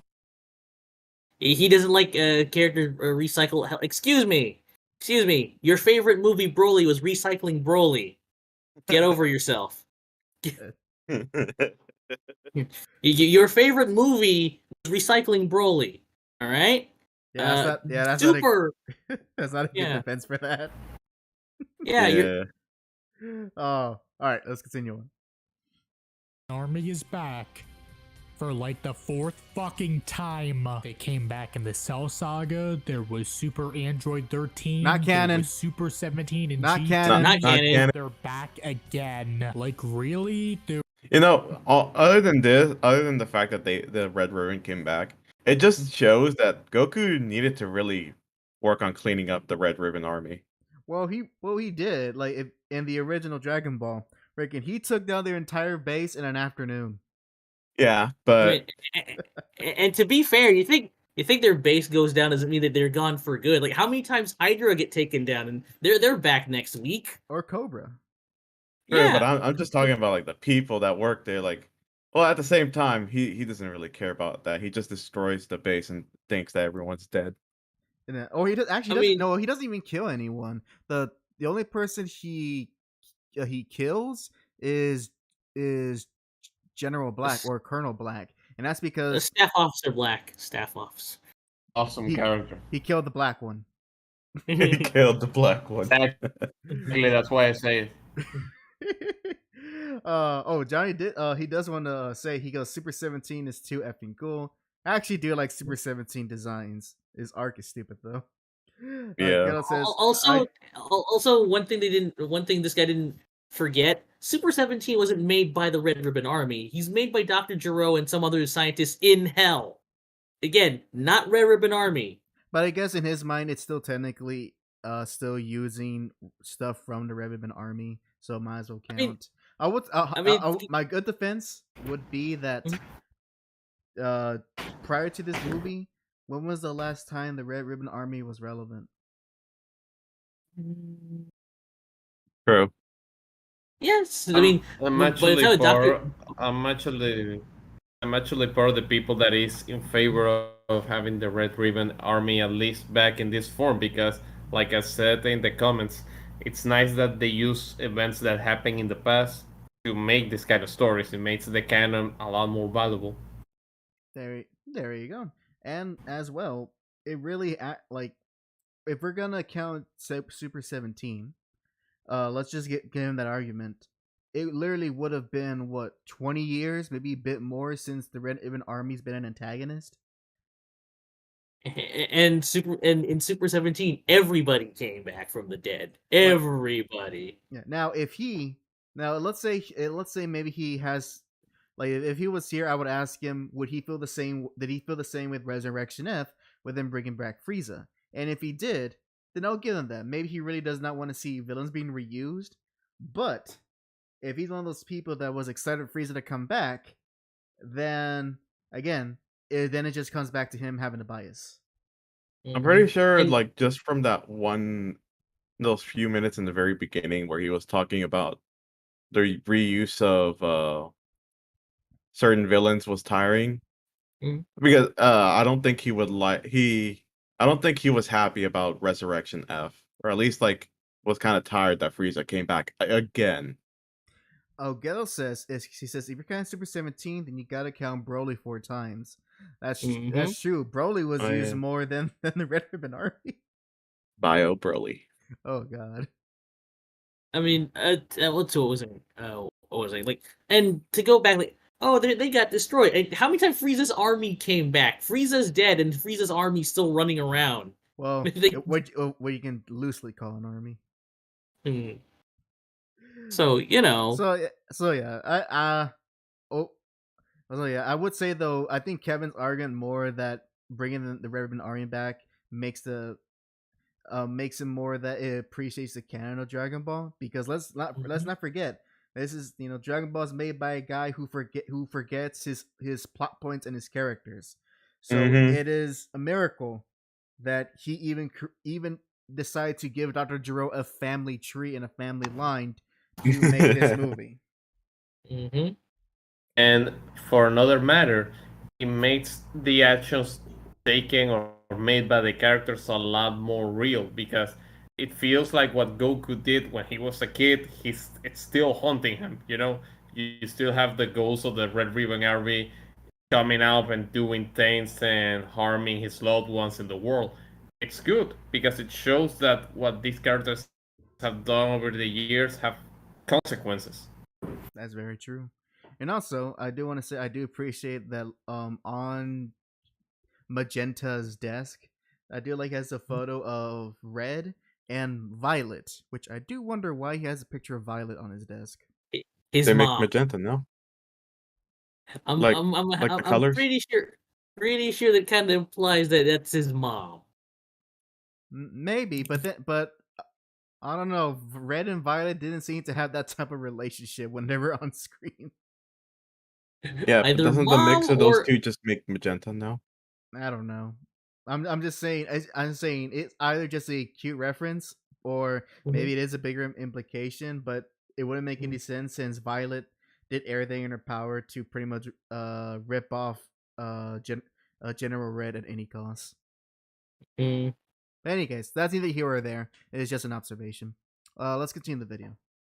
Bringing the Red Ribbon Army back again? Is Toriyama seriously that lazy and running out of ideas? In Super, we were introduced to like 10 other universes, so the possibilities of new characters and stories are pretty much endless. But no, instead we're reusing the same villain or organization for the 4th goddamn time. Literally the one running the organization now is Magenta, who's Commander Red's son. He also works with Dr. Hito, who also happens to be Dr. Gero's grandson, which is just lazy writing. Really? We're just giving Commander Red a son and Dr. Gero a grandson? You couldn't have come up with characters that weren't already attached to something pre-existing in the series? That being said, while I am very annoyed by the reusage of the Red Ribbon Army, I will say that I at least like the new characters introduced in the film. Magenta and both Gammas, while not amazing characters by any means, were welcome additions to the series. Out of all the new characters though, Dr. Hito is easily the best. He's some short, weird, and fat dude who's obsessed with superheroes because he thinks they're cool. Now that the Red Ribbon Army has given him the chance to create his superheroes, he decides to take it even though he knows they won't be used for good. He may have Oh, I like the fact in that card scene where they basically Carmine was just he decides to take you don't see it, but basically Carmine was ramping up Hito with just putting in that heroic music. Oh no! He was playing. They were playing the background music as the music of the car. I love it. Yeah, it was funny. Like, oh my god, this kid's playing hero, and these guys are just taking advantage of him. Yeah. No, to be fair, he's also taking advantage of them. Like, he's just like, I don't really want to use your I just want to use your money to fund my project. That's it. That whole conversation, I actually do appreciate, where the villains are out front about their objectives, and are like, look, I'll help you accomplish your goal, you help me accomplish my goal, and we're square. I actually do like that, because it at least gives a viable idea why Dr. Hito would even join up with these schmucks to begin with. He's not even evil. He's just that I just want your money. Thank you very much. And cookies. A lot of Oreo cookies too. God dang. I would like some Oreo cookies, to be honest, but yeah. take it even though he knows they won't be used for good. He may have created both Gammas for the sake of helping the Red Ribbon Army, but he's not an evil person. He realizes that what he did was wrong and wants to use his knowledge for good. Also, the only reason he went to prison was because he was a dumbass, took 3 corpses, and had them work at a mini-mart, which is pretty funny. I guess that brings me to another positive aspect about the film, which is its comedy. Unsurprisingly, the film is filled with typical dumb and slapstick Dragon Ball humor. Whether it be Piccolo holding his cell phone like a jackass, Bulma using the Dragon Balls to make herself thicker, or Beerus being a pedophile, it's all That one I don't remember, but yeah. That's is that- what's I her think- age again? Hold on. Old enough. I'm pretty sure she's old enough, considering Inside the Frieza Force. Yeah. Johnny Cage with the pause. I'm sure they from the top. Dang it! You know what? Okay, this is a critique on him. Then the video, dude. Literally, emote, emote when you make videos because it's hard to tell if you're like actually calling Beerus a pedo or you're making a very snide joke. It's kind of hard to tell. It doesn't help. He doesn't. His tone is like very monotone. I mean, it's not as bad as Chills. At least I can make fun of Chills because he's put weird emphasis on weird syllables. This guy's just like lettuce guy. Yeah, that's Chills. This guy's just like this is me mimicking his tone. Well, he has his own inflections too, and I've been like keeping my mouth quiet over that because I always point out people's inflections. Whenever he does it, it's monotone, but then it either slides down or slides up at the end of the last word. I just wanted. But other than that, does anyone have Does anyone have any? What's the answer on Chile? I'm pretty sure she's old enough, right? She's old enough, yeah. And even then, Ghetto says, "Who gives a damn? He's a weird cat deity." Also, the thing is, Chile is not portrayed as a loli. She's more of like the petite girl. Yeah, she's a short stack. Yeah, she's the petite girl with the slim body and stuff. So she's your average woman. Yeah, more maybe like around the short says, girls, like the 5'2" girls. Ghetto says, "Who cares? She's an alien." And Virgo, she green. And she's green. Also, what was that one point that he said? Yeah. I'm gonna let it slide and just maybe he was just doing a joke, but I gotta dock him because it was a bad joke. Also, for that. The Bulma thing with I know y'all were talking about the Bulma wish, but I love that line where she's like, "I want to have I wish for my buns to be a little bit more perky, like college student," and deadpan. Shenron just goes, "Your wish is granted. Your buns are perky now." Done. He's just done with it. He's just done. He doesn't care anymore. Because of course, because remember, he's been granting that kind of wish for like years now, apparently, on an annual basis. So every time he sees her, Shenron's like, "Oh, not this again." He's like phenomenal cosmic I guess powers. This is my life now. Yeah. Phenomenal cosmic powers. Tiny living space. Yeah, he goes, "This is my life now." I bet you he was so happy to see Piccolo. Yeah. Or to see the guy who made him, to see his dad again. Yeah. Look, Dad, this is how I'm doing in life now. Ghetto says it's a step up from wishing for panties again. Yeah, you know what? Yeah, that's true. Johnny Cage also says, "This is why GT's consequences for wishes were necessary." Actually, I love that trope. If somebody tell me that Dark Star Dragon Ball is not because they bring back King Piccolo, no, it's because Bulma wished for her ass to be thick again. That was the last straw. Can you imagine that? Because Bulma desired for her ass to look good every year, the Dark Dragons decided to destroy the entire universe. You know what? Yep. I can. That's a very Dragon Ball story. I can get behind that. I like the idea of the Shadow Dragons. I like the idea of them being the final boss because they're the Dragon Balls. So it's a nice way of ending the story. But most of the dragons suck. I mean, the 4-star dragon was cool. I like the idea that he was the good one because of the memories he had with Goku and his grandfather. I like that touch. But overall, the 7 dragons were very disappointing. Though I like the 1-star one. The one who actually looks like him.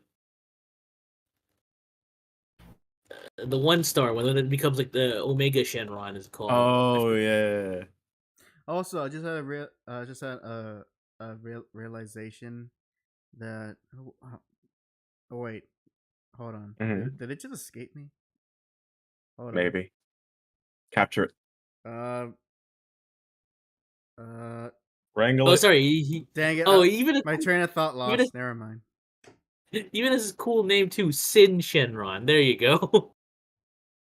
Yeah, that actually sounds pretty good. Using the Dragon Ball No. Did you remember? No. Okay. No. to make herself thicker, or Beerus being a pedophile. It's all great. Getting back to its characters though, there is one new or old one which I haven't mentioned yet, which is Cell Max. What the hell is this? Not only did this film bring back the Red Ribbon Army, but they brought Cell back, or in this case, reused the idea of Cell again. So Cell Max was created by Dr. Hito when he's supposed to be this unstoppable and perfect being. However, by the time Piccolo and Gohan invaded the army's base, Cell Max still wasn't complete. When Magenta releases him from its pod, we see that Cell Max looks very similar to second form Cell, except this time he's red and green, has a spiked ball for his tail, is super big, and doesn't talk at all besides screaming.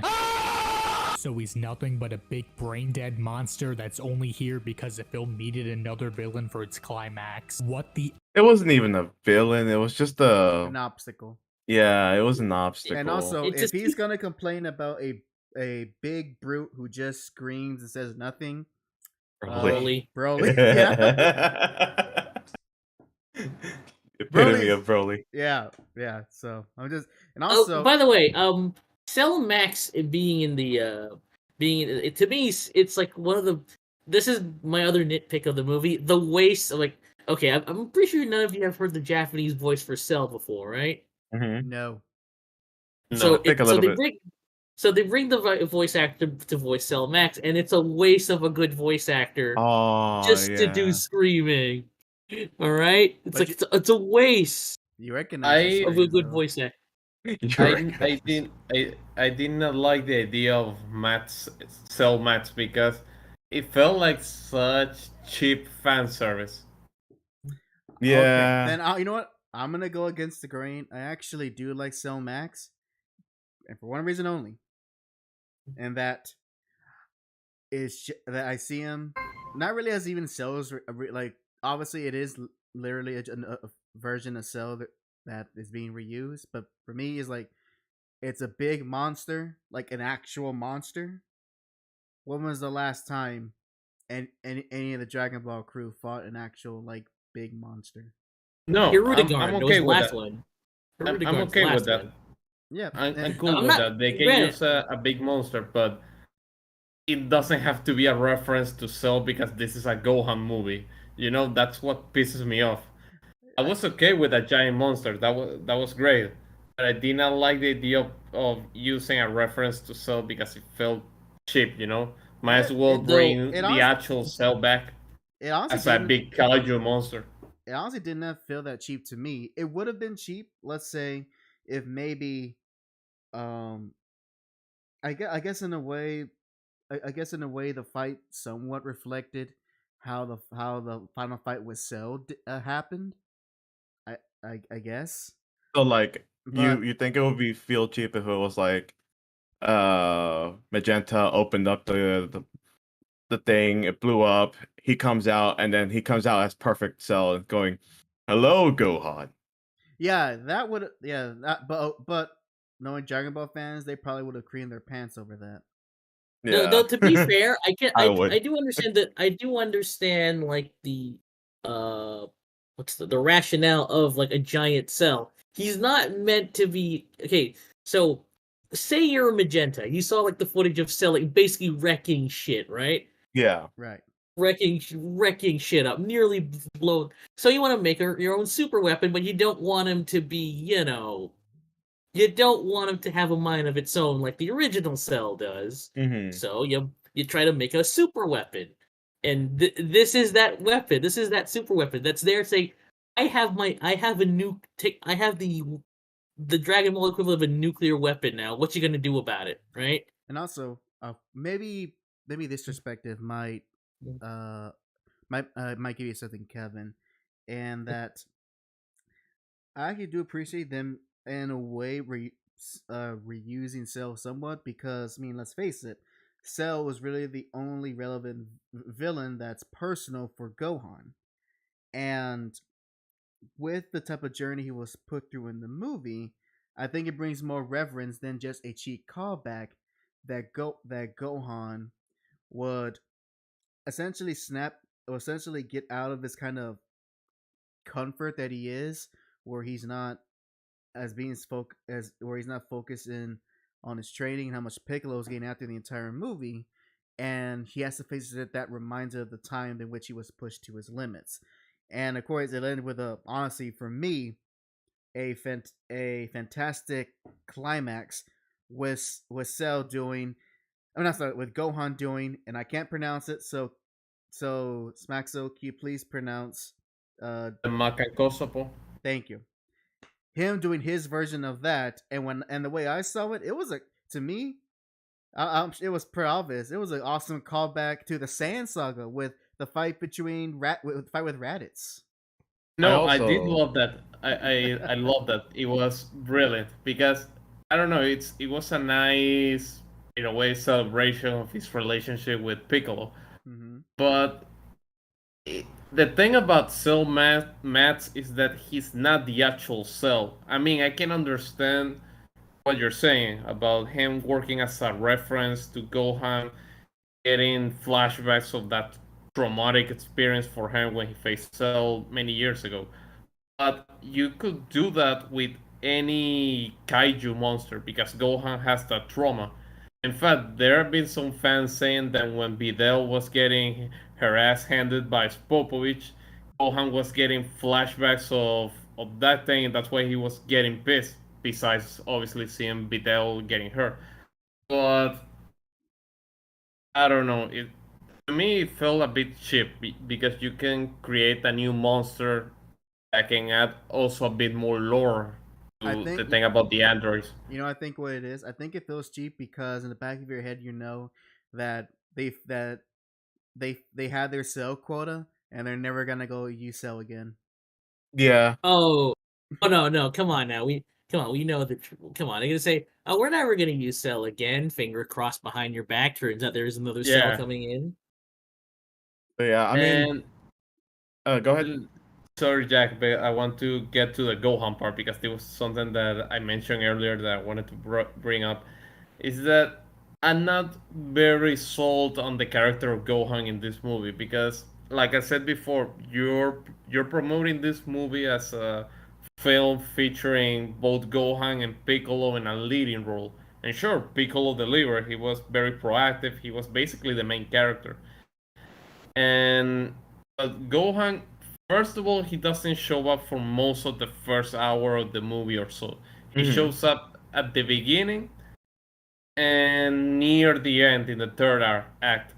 And basically, I'm going to be upfront, Gohan doesn't learn anything he hasn't learned during the Buu saga or the entirety of Dragon Ball Super. He gets the lesson once again that he should train, that he should not get distracted just by work, that he should be ready if Goku and Vegeta are not around. But he has been getting that lesson for years now. And it kind of annoys me that this movie doesn't punish him for that.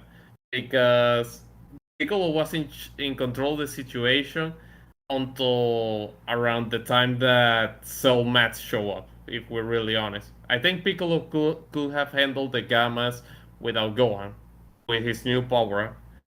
And so Gohan doesn't really learn anything. He gets a new power up because he got angry again. And to me, that's another thing that feels that he didn't earn that. He didn't work for that. He didn't break his cycle of laziness.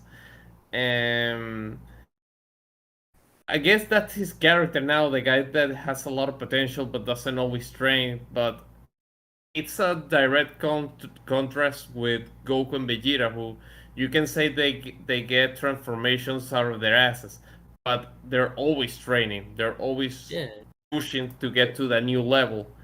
Even Piccolo, even if he wasn't as strong, he was working towards that. But Gohan, it's like, nah, I don't want to train. I just need to get angry and I will become just as powerful as the other guys that trained all the time.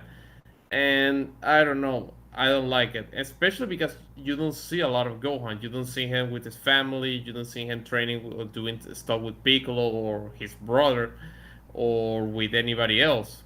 And I don't know, it feels like a wasted opportunity to give him a proper spotlight. I mean, we don't even see Gohan's life on a regular basis. We only see him a couple of shots of him sitting in his studio, writing stuff House, down actually. in his house. Sorry. Well, I mean his studio within the house, Hmm. and so that was to me the biggest weakness of this movie, that you don't get enough of Gohan, and what you get, I don't think it helps his character at all. Actually, think yeah, that go I can agree to that. and that goes back to the fact that Toriyama really just doesn't know how to write Gohan, because or at least he doesn't have a direction with Gohan. Because that's how it was with the beginning of the Buu saga, where you kind of had that main story for Gohan that would turn like weird slice of life. To me, I enjoyed the slice of life aspect of it, but then he either wasn't happy, or at the same time people just wasn't happy with that direction, and they just went and said, "Oh, let's just go ahead and bring Goku back." But so it could be just that hump that he's still not able to get through to see how he can play out Gohan. And But that's if you, I like think the issue is that it seems like he always sets Gohan back to the to the pre-Buu saga state of the character, because Mhm. Gohan is not dumb. He's a smart guy. He's logical. So after the events of the Buu saga, he should have learned, okay, I need to stay in shape. I need to train because I cannot let this happen again. My dad is not always going to show up and fuse with Vegeta to face Majin Buu or the Mhm. equivalent of Majin Buu. But it actually makes Gohan look a lot dumber and even to some degree selfish. I'm not saying that he should love training, and I'm not saying he should be as powerful as Vegeta or Goku or stronger. I'm just saying he should be a bit more proactive at this point because he has enough evidence that he needs to train. So you can show him training with Piccolo, you can show him doing a bit of sparring with Goten, or with even with Trunks, but or with Pan even. I know it's a 3-year-old, but still something that shows that he's still active. uh, But every time he makes us one step further, he makes 2 or 3 backwards, and to me it's getting old. It's getting old for me in that in regard. Gohan's defense, then with him learning the Mahasaka, then But yeah, he's been didn't it he's didn't been imply that mentioning he's he's been been secretly yeah he's, training like in private? So he's not been yeah slacking No, off. Didn't that imply that? no. I mean, no okay, it implies that he's been training that one move, but just because you can play Smoke on the Water on the guitar, it doesn't mean that you can be able to shred. That's the equivalent of for me. Counterpoint. He's using an entirely different technique that Piccolo never taught him how to do it. So he's all learning on his own. And Again, it's That and it's keep manipulation. So because what is the Makanko Sapo? Is Piccolo charging his energy in his two fingers and concentrated enough to make a stronger impact. not just that, That's it's some two beams. 2 beams. Thank you. So it's something that Gohan can rationalize. Again, Gohan should be a bit smarter than Goku and Vegeta as a fighter and as a guy in general because he has a better education. He's a lot more formal. He's a guy that it's a bit more normal and then those two. But I mean, we don't see that. I could also you can also argue that he did get punished by Pam getting kidnapped, despite the fact Eh, Piccolo set it up. eh. Exactly, which is another thing that it cracks me up because I'm going, and you're going to like this hack. For all the people saying that Goku is an awful father for giving Cell a sensu bean, kidnapping your daughter, kidnapping your adopted son's daughter just so he can get back to training is not exactly Father of the Year material, Yeah. right, Piccolo? No, but So but remember, Kevin, Goku the got ends, his payback. Goku got his payback this movie. remember, Kevin, the ends justify the means. This is why whenever that whole conversation is that Piccolo is a better father than Goku, I say no. Piccolo is like a big brother. He obviously like he's a big brother to me, and Goku's still the father figure. I don't agree. Maybe it's the dove because the way Gohan refers to Piccolo in the Latin American dub as Mr. Piccolo. So he refers to him more like a grown up, not so much as a brother. But I don't mind Piccolo being a father figure to Gohan. I think that's fine. I think that's cool. But people always try to go further beyond that and say that he's a great father and Goku is a useless father. You know, going to the extremes. Yeah. And but yeah, the Mostly thing that's is, from the American fans, unfortunately. From the abridged. no, series. and he has creeping with Latin American fans as well. Oh boy. And yeah, I By the just way- wish we got more of Gohan. That's what I mean, and a bit more of a natural progression because I mean he even gets a new transformation out of his ass, but unlike Goku or Vegeta, he didn't work for it. So like Ultimate Gohan did, you know, he got a power yeah, up by just sitting on his ass. yeah, Right. it's like Oh yeah, I remember that it's episode. yeah, it's like the if Buu Saga Gohan had defeated Majin Buu with his ultimate form. It's the same. He got a new power up that he did not work for it, and wasn't punished for being lazy. Actually, he got the chance for more character development in the Buu Saga than this movie, in the Yeah. sense that And also, he got punished for being lazy. I find it weird how they don't even mention a tournament of power, because at that point that would have been like after the events of Resurrection F. Yes. Like, even if, let's say you want to ignore that, the tournament of power should have like be a wake up call to Gohan. So if anything, is as you said, we're doing this story again with Gohan. It's annoying, and it doesn't help the fact that he's not even in the movie most of the time until near the end of the second act. Mm-hmm. So yeah, this better be the last time Gohan has to go through this type of journey again, because we can't bear with it. We gotta give him No, something no, no, new to no, no, do. no. If No, we no, no, get if the next anime has Gohan being lazy again, I think I'm going to smash my computer because no. Kevin, they have to have him be lazy again because now they have to retell the events of the movie in the anime. Remember? well, Don't Yeah, you? that's true. yeah, That's true. to be fair, at least it's the same story, you know. It will be the same story. And the reviewer here, he will like it much better because it's in traditional animation, which is always superior to CGI in every single case. But even then, that if they do put like this in 2D, it's gonna take forever because this is after the whole arc with Moreau and Granola, and of course with the new Frieza.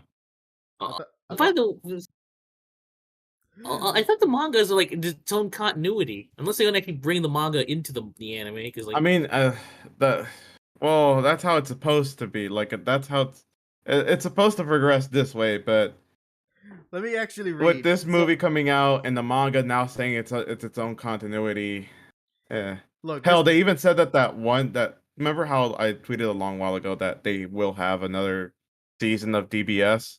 Well, apparently they said that it might not be a new season next year. It could be a web series of some sorts using the CGI.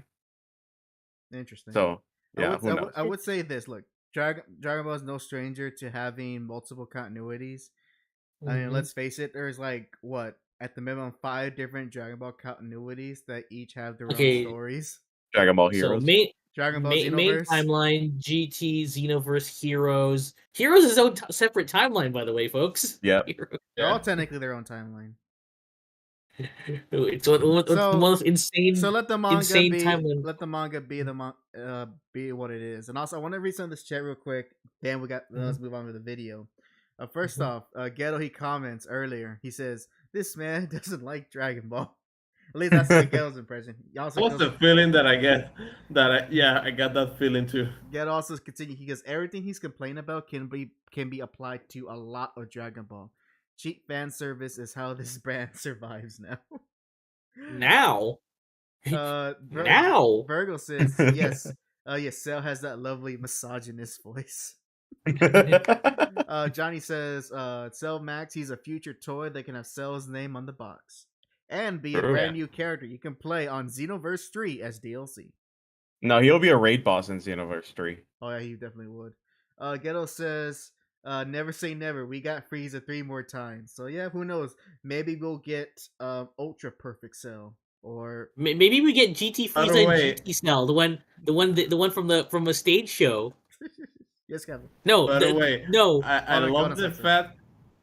fact. By the way, speaking of reusing C villains, I love the fact how Piccolo just straight up said that Majin Buu was a lazy fat ass and move on. Yet now they're not even hiding it anymore. They just go straight up and say he's lazy. Why even have him at this point? By the way, hold on. Ghetto continues. Yeah. Ghetto said Gohan got punished for it in Resurrection F when he couldn't help take on Frieza and showed up to fight in a tracksuit. Gemini comments, Toriyama's a comedy writer. I'm impressed that he has stuck with that he has stuck with Dragon Ball. Granted, Right. that's out of his hands because success. But yeah, it is amazing. Ghetto also says it prints money. Toriyama could draw a manga, those characters taking the most intense dumb, and fans would eat up while being pissed that it happened. Yeah, Dragon Ball Yes, fans that's me. Dragon Ball fans are just as bad as comic book fans. Yeah, that's me. But to like- be fair, I think the franchise has never sunk as low as the North American comic book industry. Not yet. Ghetto says Dragon Ball should have stayed gone after Boo. For a while it did. For a while. Yeah. For a while it did, and we can all blame Fox for it coming back. Which Fox? The bunch of idiots who decided to make a live action Dragon Ball movie. Ah. You can thank Oh, them. so you acknowledge Thank it them now. for Why Super. do you say that name? So you acknowledge Thank it now. them for Super. Ukog. Thank them for Super, ladies and gentlemen. Thank them No, for No, don't thank thank America for Super. Thank America. It's always for the Super. Americans. It's always the Americans, the Yeah. gringos. Yeah, we gotta put our shit in everything. Why you always do that to us? Also, hold on, Specs, hold on. Gemini, he comments, fans need to learn to move on. If fans weren't so loyal, franchise would have to improve. Fair point. counterpoint, if fans weren't loyal, they wouldn't be a franchise. So Johnny Cage also says, "I'm so happy Dragon Ball Evolution exists." Uh, All right. Yeah. Thank- All right. So let's go ahead. All right. Let's go ahead and continue on. Alright. I'm going to check out because I need to finish some work, but thank you for having me. I had a really cool time. No problem, Kevin. Thanks for coming by. have a good one. Have a good time, people. Take care. Gotta love it. I'm glad he got. I know he probably got a lot more to say, but these By the way, take time. I was gonna add something like or they could bring the stage show Frieza and Cell. Posting it right now. It's on Discord. Let me quickly look at it. I want to quickly look at it. Hello, guys. Oh my god. Hold on. Let me stop streaming. Let me just show my. Hold on. Let me. Okay, why are you doing that, Jack? Hello, Gaji. He goes. Look at this. I can't see it. What the hell is this? All right, hold on. Maybe gotta. A actual stage show. Okay, I get this is Cell, but what's the other one to the left? Frieza. Frieza. Okay. Mhm. Now I've seen it all. Any case, Ogaji. Right now we're doing a full stream talking in depth about the newest Dragon Ball movie, and we're also doing it by covering this other YouTuber's video who has had a different opinion from us. So we're watching it so we can have an all around discussion about the goods and the bad of the movie. Well, we agree with his critiques, what we don't agree with. So that's what we're doing right now. And Ghetto comments saying, as someone who loves live action anime adaptations, I love evolution in the cheap Korean Dragon Ball movie. Yes. You gotta love live action adaptations like Kite. But by the way, Hack, I acknowledge the movie so I can hit people on the head. But you complain about Super. You should thank this movie for Super then. As a hammer, I can now use it as a hammer. Tell that to some people, they get even more madder. Ghetto says hammer pants are a sign of power. Alright, let's continue the video. Actual fuck is this? This is so fucking stupid and not in a good way. First off, there was no reason to bring Cell back. What? Just because this is a Gohan movie means we have to bring Cell back? Is that really your reasoning? Didn't Magenta and the other members not see how Cell was going to destroy the entire planet back in the Cell Saga? Pause. Why the Pause. This guy also forgot to mention that why they also need to put a control thing on Cell Max. Apparently, he forgot about that. No, I thought they said they. No, he just wasn't they complete. mentioned that. Yeah, it wasn't complete. They also going to install a control function on Cell Max. And apparently, the guy who's critiquing forget that line of dialogue was in that movie. Yeah. Yeah. Well, would they want to bring him back? I guess Dr. Hito could have programmed Cell to only kill Goku and everyone else, but still, that doesn't justify bringing him back. Although I don't think I could even say they brought Cell back, because this clearly isn't Cell. Cell Max lacks everything that made Cell fun and loved by so many fans. Cell was not only powerful, but smart and cocky too. He was And a a great misogynist antagonist, at level but 2. also a great character. What's the point of reusing the idea of Cell if you remove everything that made him so good? All we're left with is just another Bio Broly situation. Yeah, you referenced it. I'm going there, but this is literally just Bio Broly again. They brought back Also, it's a not beloved complete, character again. that stripped him of everything that fans loved and turned him into a brainless monster. Yes, you can argue that there's a reason why Cell isn't the same Cell as before. He wasn't finished yet, which could be the reason for why he looks similar to his second form and why he also doesn't talk either. That being said, just because there is a reason for this doesn't excuse the fact that this design, name, and the idea of bringing him back again is really stupid. Toriyama Let's say the decided to same make thing Cell for the Broly soy and in the Frieza. film. He could have written it in a different way to make Cell have or at least some of the traits he had before. Also, we could have designed him so that he didn't look like something that was pulled off of DeviantArt. It's not just Cell Max design that sucks, there are others that are laughably bad too. I'll say this, it's hard to design around green. Yes. So Toriyama or Torotaru, whoever was responsible for this, they didn't have a lot of color palettes to work with. Mm-hmm. And red's and red is, going by color theory, is the perfect counterpart to green. Gale did joke is Christmas Cell. I mean, by the way, that joke's gonna be by made the way, no matter what. By the way, is he gonna do the joke? I think is for Piccolo. Is he gonna do it? Let's find out. I think he is. Piccolo, who gets two new forms in the film. The first of which is his potential unlocked form, which he got from Shenron. Yeah, so Piccolo just up and asked Shenron to give him a new form because Potential unlock is not really a form. It's just that he It's a boost. So you're only using 30% here. Here's an extra 50. You know.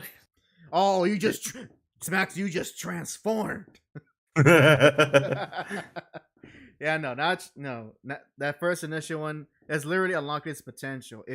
I bet you he's saying that because in the Budokai games, it was seen as a transformation when you pick Kid Gohan or Krillin as your unlocked potential transformation. I think that's where he's getting that from. I think so too, because I really remember that in Budokai. Yeah, so no, not transformation. I mean, heck, in the Budokai games, Kaioken is a transformation. Yeah. So yeah, No. so this one he's just wrong, incorrect. It's only one form. I guess Shenron just has a power to buff Piccolo now. So because of that, this No, form well, is hold on, completely hold on. undeserved. Whoa, hold on. First off, What? the film clearly states logically how Shenron will have this power, considering how the Namekian's, I guess, the Namekian abilities work. Mhm. Also, you forget one thing. He also got to have Dende to boost up Shenron because regular Shenron can't do it. Right. So They, and now as far as being unearned, it's only unearned if Piccolo came across this ability without being proactive about it. No, Piccolo thought of the idea and he tried to find a way to make it reality because through the logic he goes, this is a way for me to power up than where I am right now. So it was his critical thinking that earned him to get a boost up and eventually a new form. It wasn't unearned. It's, albeit I think it's different from how Dragon Ball characters traditionally get a power up, but at the same time, He did pretty much what any Dragon Ball fan would have said to themselves, like, yeah. "Oh, I wish I was stronger.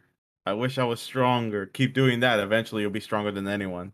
Exactly. So I don't see how it's unearned, and it makes sense within the world that's established in Dragon Ball and the lore. and again, it's potential unlock, as it's already in him. He just needs to bring it out. Mm-hmm. Yep.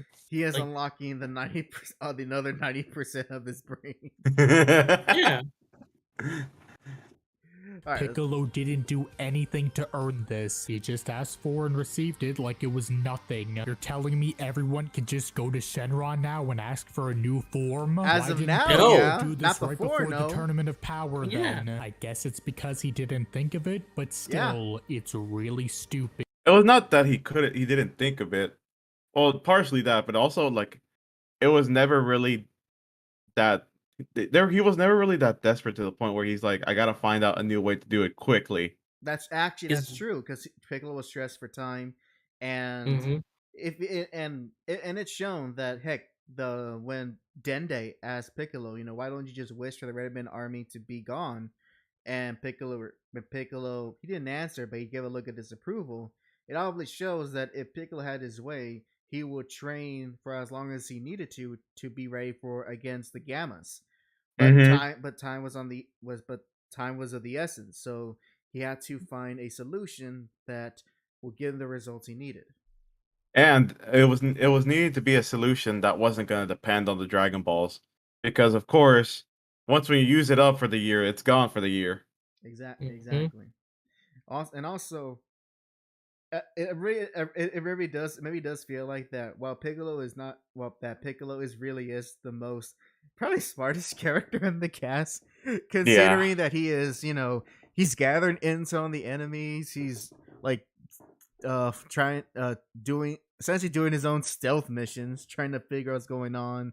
He is being proactive in the plot. He's doing, honestly, there's a lot of things in this movie in which it's been a long time since I've seen a Dragon Ball character actually do something that's not just let's go to a planet and train. Yeah. Or let's go to a place and train. Oh, hey, let's use more gravity to train. Or let's combine together to win. Yeah. because at this, because like this is the few times I see like in a Dragon Ball arc where like most of the time the threat's already there, they have to like react to it. Now in this case, nobody knows that the threat isn't there yet. It's just that Piccolo lucked into like if it wasn't for Gamma 2 attacking him, he wouldn't have followed Gamma 2 to the Red Ribbon hideout. He wouldn't find out what the Red Ribbon Army had planned. So he had time enough to like do some sneaking, gather intel, gather up whatever stuff he needs and come back. Most times in Dragon Ball, the villain's already there. He's like fall from the sky or something, you know? or the heroes allow them to get to achieve their goals. That Vegeta Vegeta. itself. Multiple times with Vegeta, actually. Yeah. Ooh. Yep. So I do like how this one is just a break from the norm in terms of a typical Dragon Ball story. Let's get Thankfully, on. potential unlocked Piccolo's design isn't offensive or even bad. His lines on his arms and legs go away and his skin is slightly lighter. I don't understand why his lines disappear, but I'm fine with it. It's a slightly altered version of his original design and I'm completely okay with it. It's a decent design. Hell, it's certainly a lot better than Super Saiyan Blue, aka Super Saiyan God Super Saiyan, which sounds retarded. Super Saiyan Blue sucks and doesn't make any sense. If you're already Super Saiyan God, then how the fuck do you go Super Saiyan again after you're already Super? He could have literally argued that with Super Saiyan 2. You can also argue with that with Legendary Super Saiyan. Hey, Broly, you're Legendary Super Saiyan, right? Why do you have to go Legendary Super Saiyan 3? Yeah. Again, or Legendary Super Broly. We're just like... Honestly, at this Again, point, I don't question it because Super Saiyan rules do not make no sense and are extremely inconsistent. So with Rose, I actually I heard this theory and I think to me it's gonna be more or less of a headcanon now because it just makes sense. So with Super Saiyan Blue, with Blue, basically it's a mortal trying to imitate a God Ki. Like that's why it looks similar to God Ki, it feels similar to God Ki, but it's not. And especially with how Goku, I mean, the only way he got to God Ki was by doing the ritual. That's why he got to red and then to blue. Anyways, with Goku Black, it's Zamasu. It may be Goku's body, but it's still Zamasu inside his body. So all in all, it's the reason why it's Rose. It's because it's true God Ki. That seemed like to me a good explanation. It's probably the best explanation we're gonna get. Other than we need to have everyone's hair the colors of the rainbow. We got a few comments. Virgo first off says, "Yeah, this guy just hates Dragon Ball," and Ghetto says, "This is what happens when you take Dragon Ball seriously. I love Dragon Ball, but this same series has a rabbit chilling on the moon and giant monkey people. I mean, I forgot about the rabbit on the moon. Too seriously, and the moon blowing up without any harmful effects. Oh on yeah, Earth. the poor rabbit. Oh yeah, he did. Wait, no. He might No. back to life. He probably was brought back to life with the Dragon Ball. Fun fact: they actually referenced that in the in one of the DS games, right? Mhm. So the moon did blow up, and Boss Rabbit actually is hanging out in Yamcha's lair, Yamcha's old desert hideout, and like in that DS game, you play as Yamcha to because they were playing the story took place like before the Saiyan arc. Like after Dragon Ball, but before the Saiyan arc, Is this right? Attack of the Saiyans? Yes, Attack of the Saiyans. Okay. So you play as Yamcha side story is like he went back to his desert lair and found Boss Rabbit just hanging in his old crib. Well, you might have to retcon that because Ghetto says Boss Rabbit is still on the moon, according to the Super manga. Oh. So there you go, and I agree with Ghetto's. Point.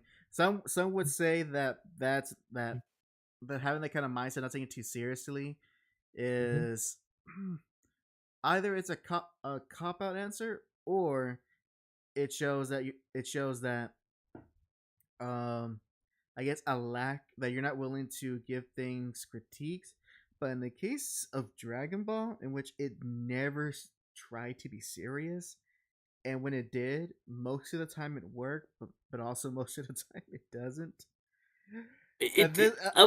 Especially at this point in time, with how much everything has happened, all the ludicrous things have gone on. It's kind of a mute point to still complain about things that are always going to be inconsistent about Dragon Ball, and we gotta just take it for what it is and enjoy what the story they're trying to present.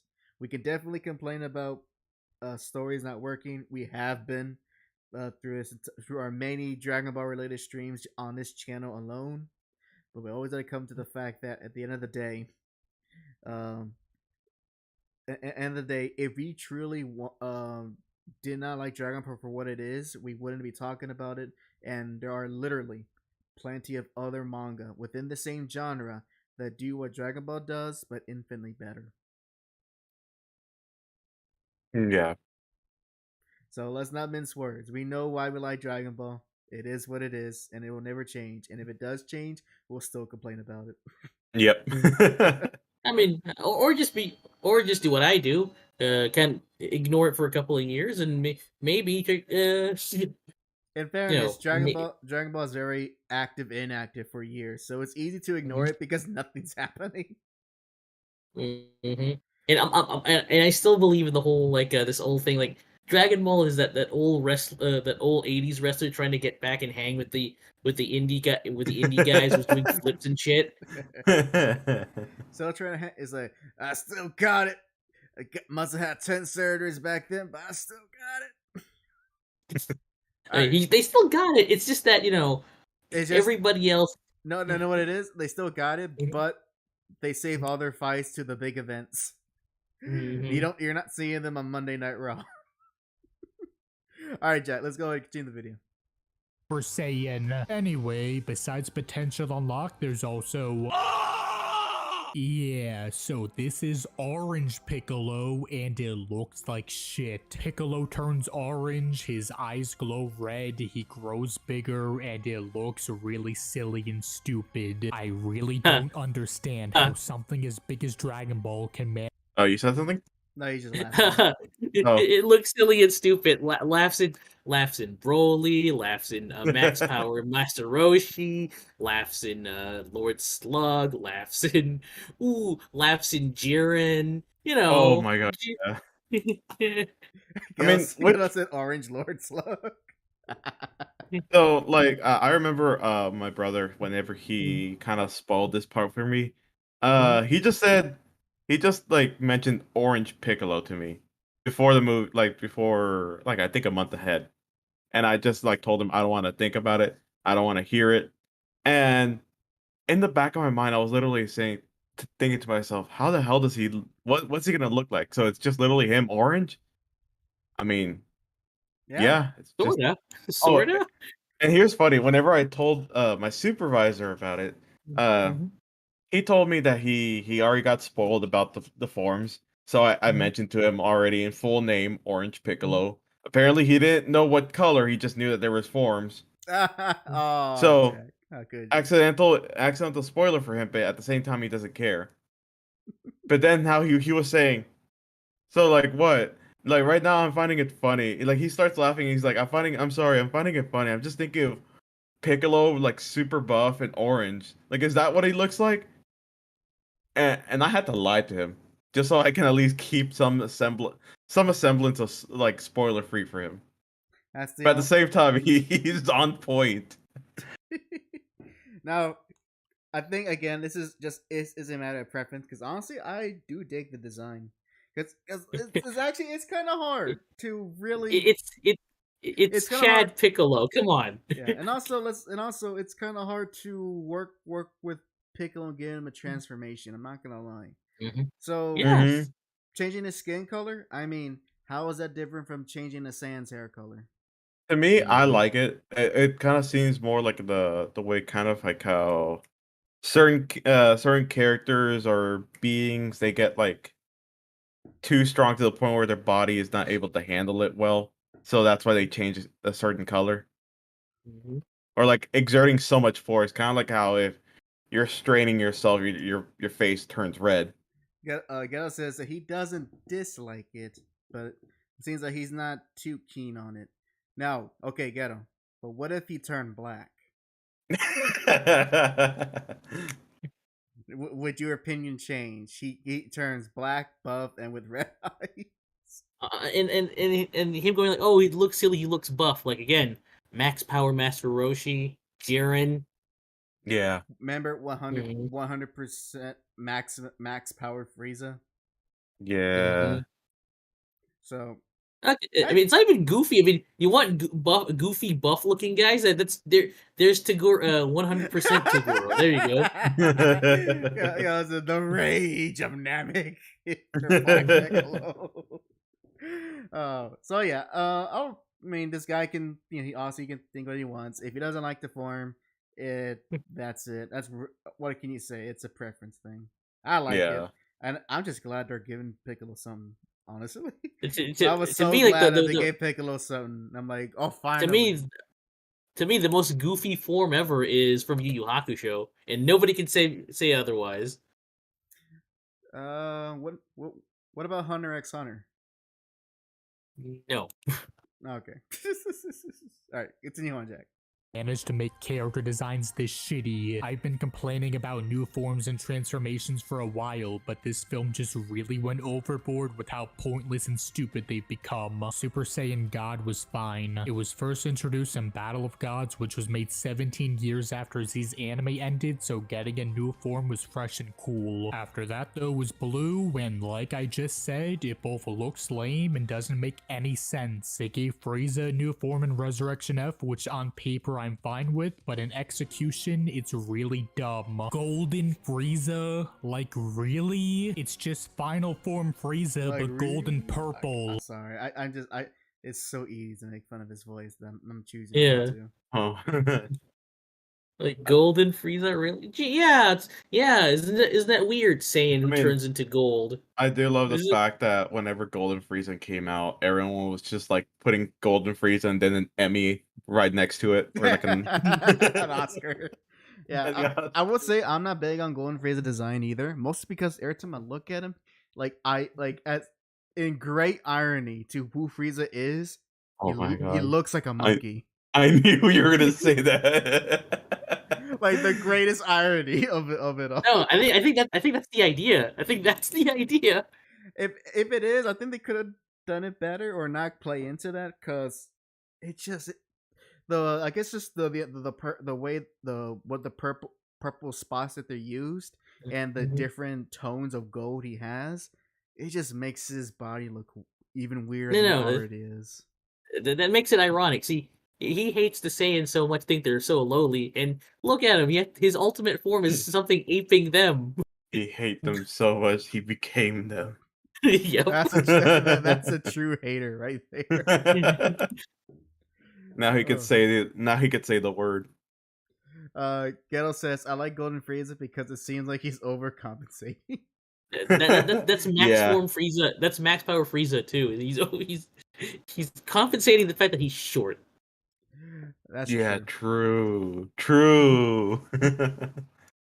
Were they too lazy to design a new 5th, or I guess 6th form if you count 100% Frieza? They're just taking the same designs, going into Photoshop and applying a new coat of paint over them and calling them a new name. And don't even get me started with Super Saiyan Blue Evolution. It's literally the same thing, but Vegeta's pupils are different. No. It also has a little bit more darker shade of blue on the hair. I wasn't even aware that wasn't even a new transformation. I thought Yep, that was a true new transformation. I thought he just booted up Super Saiyan Blue. No. Oh, so it's just Vegeta's version of like Ascended Super Saiyan. Yeah. It's Super Blue Vegeta there. Yeah. For a second, I thought it was called Ego or something like that, but apparently that's something else. Yeah. Ultra Ego. Yeah. There's also Ultra Instinct, which I actually do like since its design is cool looking and is also unique compared to every other form in the series. But it's also just a color change. Body to react for him, which obviously is. I think he's referencing maybe the imperfect form, because I like the imperfect form better than the other one. For Cell? Oh no! I'm talking about the Ultra Instinct. Ultra Instinct, it's like he's like, oh, I also like Ultra Instinct. It's a color change. You're a hypocritical asshole. Yeah. No, you know why? Because when he saw it in the show, it was super awesome and it was different. I still think he's referencing saying that he likes Omen better than the Master. No, I think it's called Omen. I thought it was Sign. No, I don't know. You could check it. Okay, hold on. Let's double check. I have no idea what you guys are referring to. There's It is Ultra. It is no. It's Ultra Instinct Sign, but it's also called Omen. So we're both right. okay. So basically, this right here, what you see, Hack. Mm-hmm. This is either Ultra Instinct Sign or / Omen. Mhm. Basically saying we're going to the Ultra Instinct, which is the white hair. Yeah, I don't. You care. get it? No. Okay. And I choose not to because I don't see a difference. What do you mean you don't see a difference? One has white hair, one doesn't. One's Wait, there was a difference? Yes. I never saw it. How did you not see the white hair one? The white hair one's in the manga, I think. It's not even. Well, yes, it's in the manga, but it's also I never read the in manga. the anime. I did. I'm stretching my brain because they literally look very similar. Let me take a look at this, like any from the anime, because like the anime just still the anime only has like sign, so not sure if the anime has it too. Well, we're doing this now. Yep. Gato says the best thing about Ultra Instinct is the Akira Kushida track. Yes, See? Yes. that's I hear it. Here it is. I don't. White hair. Okay. White You're hair. using brave. That's brave of you. Yeah. That is very brave of you. It still doesn't ring a bell. Look, it's been years since I've seen Super, let alone the Tournament of Power. But yes, I do use Brave. It's better. I should switch from Brave to from Firefox to Brave, but you know. All right, but I see the point. I see the point. Something none of the other forms do. Because of this, it makes Goku a lot more difficult to hit in battle. Now, is it really that unique of a form? Not really, but at least there's something that makes it stand out from the other forms, which is all I'm asking for. They can add all the dumb new forms they want. Which even then, UI is supposed to be a technique and not really a transformation. Like Kaioken. Nope.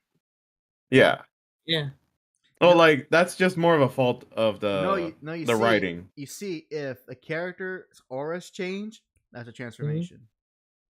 No, well, that's not a fault from the guy. It's a fault from the writing of the story because they made it into a transformation than a actual technique. Because throughout the whole thing, he was saying it's a technique that not even the gods can do, or they're having a tough time to do. Yeah. But and also isn't Ultra Instinct something that Goku can probably never do again? I mean, no, he does it. After a while, he could finally do it and have even more amazing abilities, like creating an energy avatar of himself. Yeah, and that's in the manga, right?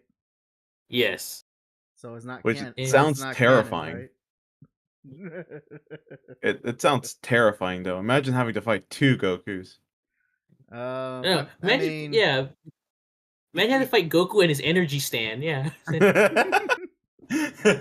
Goku. Oh wait, since he can actually read through time and stuff like that, like whenever he was fighting Hit, he can use a Wardo. this is all steps just to make Goku a JoJo villain. Right. No, he doesn't have time powers yet. Remember, every JoJo villain needs time powers. Wait, hold on. Cars didn't have time powers. Well, the ones that have stands, no? Yeah, the ones that have stands that has time But powers. even then, some of them don't. I mean, Cars. Remember, Car is immune to time. That's his time power. That's not okay. I see how it is. You don't want to admit. You rather dig that hole. I mean, hack. Stress the definition of power. Heck, 47 cars on Mars. That's all I'm gonna say about that. I'll also say this: would you consider it a power or just a natural ability to live a long time? Considering he's on Mars, you know, and not getting burn out in flames, yeah, that's a power. Oh, okay. Remember, Virgo says Cars has every power. I know, it's stupid. Yeah, but hey, what could defeat ultimate power? Space, apparently. True. No, again, 47 cars on Mars, hack. 47 cars on Mars. Yeah, you say that as if I know what the heck you're talking about. So okay, so there's Too late. a Let's go novel, over the right? video. Too late. Alright. Fine. The other forms, which is all I'm asking for. He's They missing can out, add though. all the dumb new Mhm. features Sure I they am. want, I but like I just miss out make on a lot them of look things. cool, good, and also give them something unique about them. You can't just change the hair color and call it a day. In Z, there was Super Saiyan 3rd grade, which was so strong it was basically unusable since the user was too slow to hit anyone while in it. There's also Super Saiyan 3, which while super powerful, also drains Goku's energy much faster than any other form. Again, are these super deep and distinct forms? No, but at least there's something that makes them different, even if it's not much. With Orange Piccolo, what's different besides him looking stupid? He's stronger, and that's about it. I No, know I'm he's repeating also myself, faster. but this just looks like crappy He fan art looks you find stupid, again. online. And you know what else looks like crappy fan art? Yeah, so after all the shit posting and memes made 5 years ago, it finally fucking happened. Okay, so okay, first of all, the inner Dragon Ball, like this movie fan of me, I love the design, but at the same time, I agree with him. And you know why? Why? You know why? Why? This form was shown before the movie even came out. I Let me know show it's you. it's Let me show you. it's I know it's You already know what I'm talking about. I knew it. Right here. This scene. Oh wait, let me see. Where is it? Where is it? Where is it? Where is he? Where is he? First this one, and then there's this one. Look, never underestimate the Latin American Dragon Ball fandom. I'll be damned. Little Emo did it. That's El Blanco's true. December 10, 2021. It was Oh, a- and I it thought was- I thought Gohan Blanco's been around for years. Oh, that yes.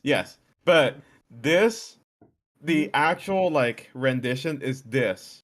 Mm-hmm.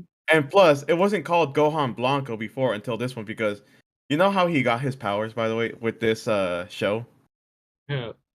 I'm pretty sure you already know, but Hack, the way he got his powers was he had to go. First of all, this whole situation with Gohan Rosé, that's like right here. God. Gohan Rosé wants to take his emo Gohan's mother because his mother's a hoe, and he wants to make her proper. Okay. Emo Gohan doesn't want that because that's his only way of income. Other than that, he goes on a journey to get stronger. He finds Super Saiyan. He finds Super Saiyan 4 Goku somewhere. He gets a bottle of Tequila Blanco, drinks it, and that made him into Gohan Blanco. Uh-huh. Yep. There you go. And according to what I can remember, this form has been around since like 2017. Well, the recorded one anyway, but I'm pretty sure it's been on longer. Yeah. But also, here's this. Oh fuck, oh fuck, oh fuck, oh fuck. Toway. Where's the fucking money, Toway? Gohan versed El Blanco first, Toway. Where's the fucking money?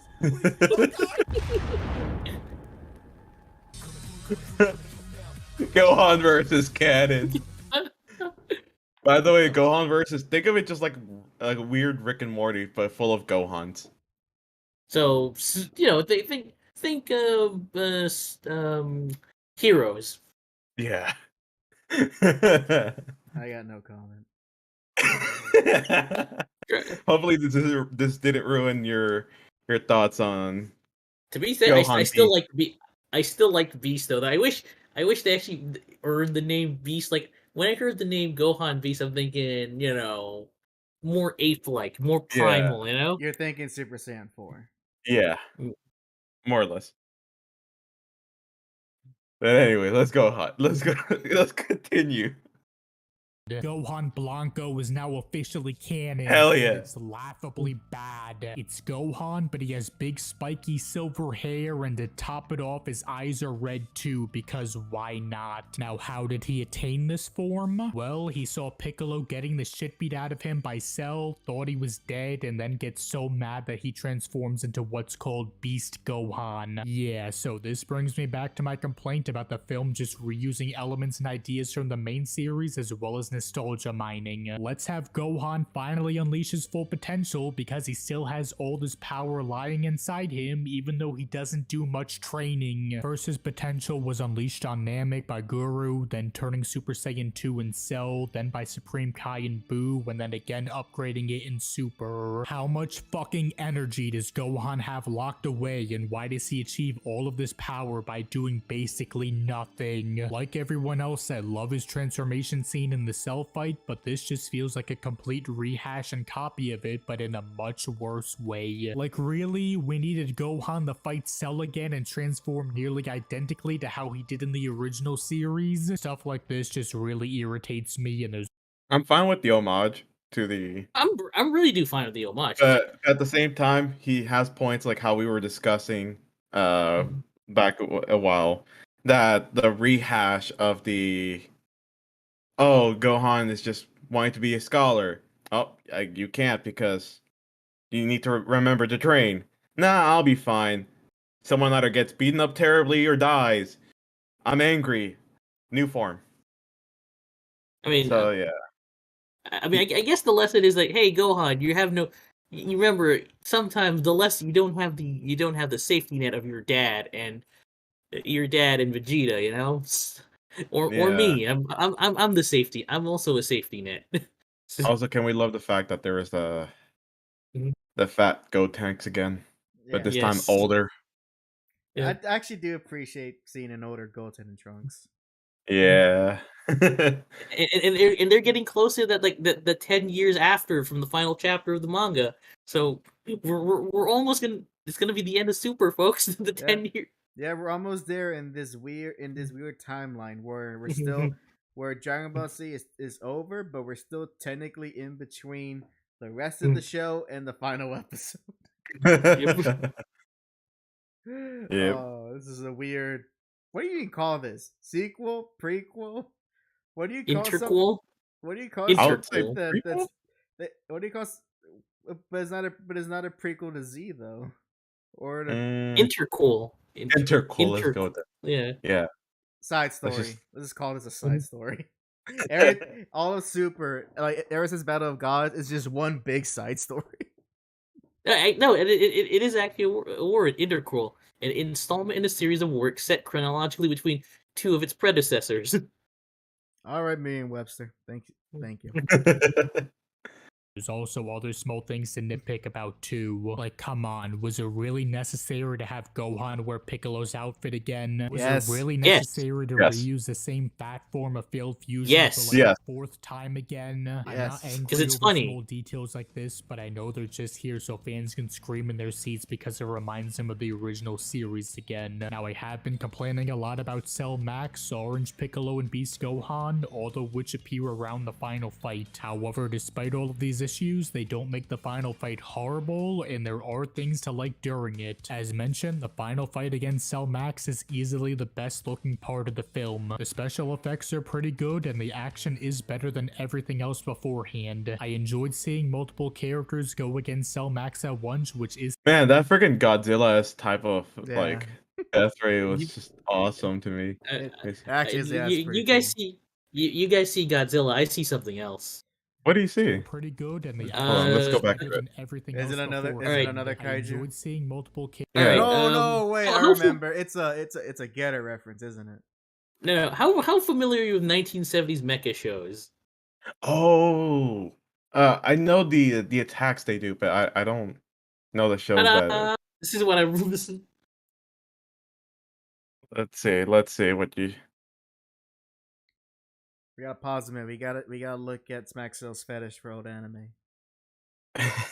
Space Runaway Idion. That's Yeah, let me put this in the so everyone could see.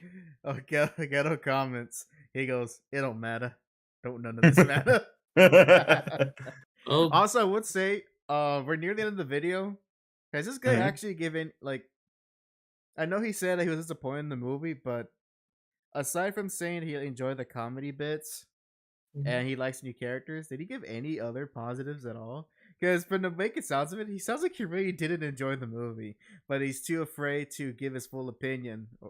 That's when it comes. That's how I feel. Like just oh, saying, so like a modern reviewer. Then I hate this, but there's some good stuff here because can't is afraid of people going after like, because his. it mostly because he spent most of his time very negative, and he never Mhm. in his vid. Now it could just be maybe he's still working on how to properly put his thoughts onto paper and then voice them out. Mhm. But he didn't put any significant time into the things that he liked, because he's going on to detail the things he doesn't like, but the things he does like, it's either just a one sentence statement or or it's very generalized. Like he said how he likes the new characters. Okay, what do you like about them? Because I very much enjoy the Gammas, and I'm hoping that they become a regular, at least returning characters. Because I Well, actually found them very endearing. him, the only one survived. Remember, never say never. Dude, they're androids. They can be I- brought back. I'm sure. yeah, but at the same I'm time, sure it's Dr. never the same. I'm sure Dr. Hito still has the blueprints on like in a USB drive or something. Yeah, but it's not gonna be the same. It's not gonna have the same memories. It's not gonna have the same environment. Maybe, but There. look, I enjoy. The point is that I enjoy the Gammas very much immensely, and it was actually, I think, honestly, as cool as the. I'm not even gonna say the Japanese. As cool as the special beam cannon that Gohan did at the end. Akanko Sapo. I will never learn how to pronounce it. Got to in the rest of my life, and I'm going to be content with that. I honestly thought the best part, the honestly most fantastic part of the movie was Gamma 2 sacrifice. Like that was actually very intense and Yeah. very cool to witness. By the way, what makes it see, I watched it the Japanese dub, and what makes it even funnier is knowing who voiced Gamma 2 and who voiced Gamma 2 and what other character he voiced who looks almost the same as he is. And he also had the tendency to steal the spotlight from other characters in that franchise. Let me introduce to you the character who Gamma 2's voice actor voiced, Ultraman Zero, who looks exactly almost like him. Has the dorsal fins. Yep, 2 dorsal fins, same voice actor, blue. I would say it's kind of impressive that Hito made guns that can rival like the key blast from the main characters. I guess That's like any red ribbon stuff right there. I guess they could they still have like data from Cell, so maybe they can just like use like Dr. Shiro's notes on it. It's just one of those things where again that you don't realize that it's cool to it's neat to see of people with people on equal level without it being like, oh, they've been fighting since the day they were born, or a different way for them to reach that same power. Like when was the last time a projectile weapon was a threat in Dragon Ball? True. Granted, a bullet hasn't been dangerous since episode 1 of Dragon Ball. But the point. Actually, what about Dragon Ball Super? Whenever what was her name? Mai. She shot that energy bullet. I am blanking on what episode you're referring to. Basically, whenever Mai during the Future Trunks timeline, Mai was planning to assassinate Goku Black. And when she shot, she had a bullet that was specifically energy based. And she was almost successful. Almost successful in killing Goku Black, but missed because of I think it was like he was bending down to pick something up or moved his head slightly. I completely forgot about that. there you go. Then it's been a while, so it can be done. We can make weapons to rival the cast of Dragon Ball. The hard part is actually aiming the suckers. Yep. Aiming and making it. You forget, like the Edo has Hedo basically has a PMC funding his project, you know? He has the military industrial complex funding his project. He has a pharmaceutical company, quote unquote. Oh yeah, you're right. It was a pharmaceutical funding his project. Because let's think about it. Red Ribbon Army are basically Umbrella just without the bioweapons. Although I guess Cell could be considered a bioweapon, so never mind. They are just Umbrella. Oh, wow. Also, I was gonna say one thing. If he got mad about Red Ribbon they've been using Red Ribbon Army, wonder if he get mad if I tell him about the Red Ribbon Army survive all the way into the future because they're the main villains of Online. Oh, Dragon Ball Online. Yeah. Yeah, I think Ghetto and Virgo said it best in the chat. It really does not feel like this guy really likes Dragon Ball, and it could be that it could be because we're both have very different perspective. Because he did state, beginning of this video, that he's been a fan of Dragon Ball for 8 years. Do the math. He's been a Dragon Ball fan since what would it be? 22 minus 8. 2014. Yeah, since 2014. And that means that he probably jumped on board when the Battle of Gods and Super stuff was happening. And he that's right. And obviously he probably did go back to see original Dragon Ball and Z and so forth and GT. But at the same time, he came on the board around the Super stuff. While us, we've been watching this stuff as early as 2000. Speak for yourself. I'm into this since like 97. Okay, well, I don't have the luxury because I was still a baby. But the point still stands that we've been watching this for at the minimum of 20 years. So it really is a different viewpoint of essentially a more younger fan compared to us old heads who have seen all this stuff before. Which is crazy. Which is crazy to think about that we're considered old heads when it comes to being Dragon Ball fans. We're getting old.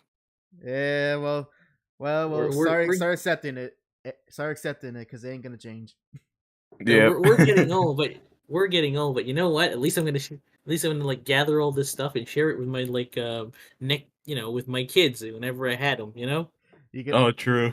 Yes, and you can tell them all, and you can tell them of the great stories of Goku, and how much he really faltered in the Super series.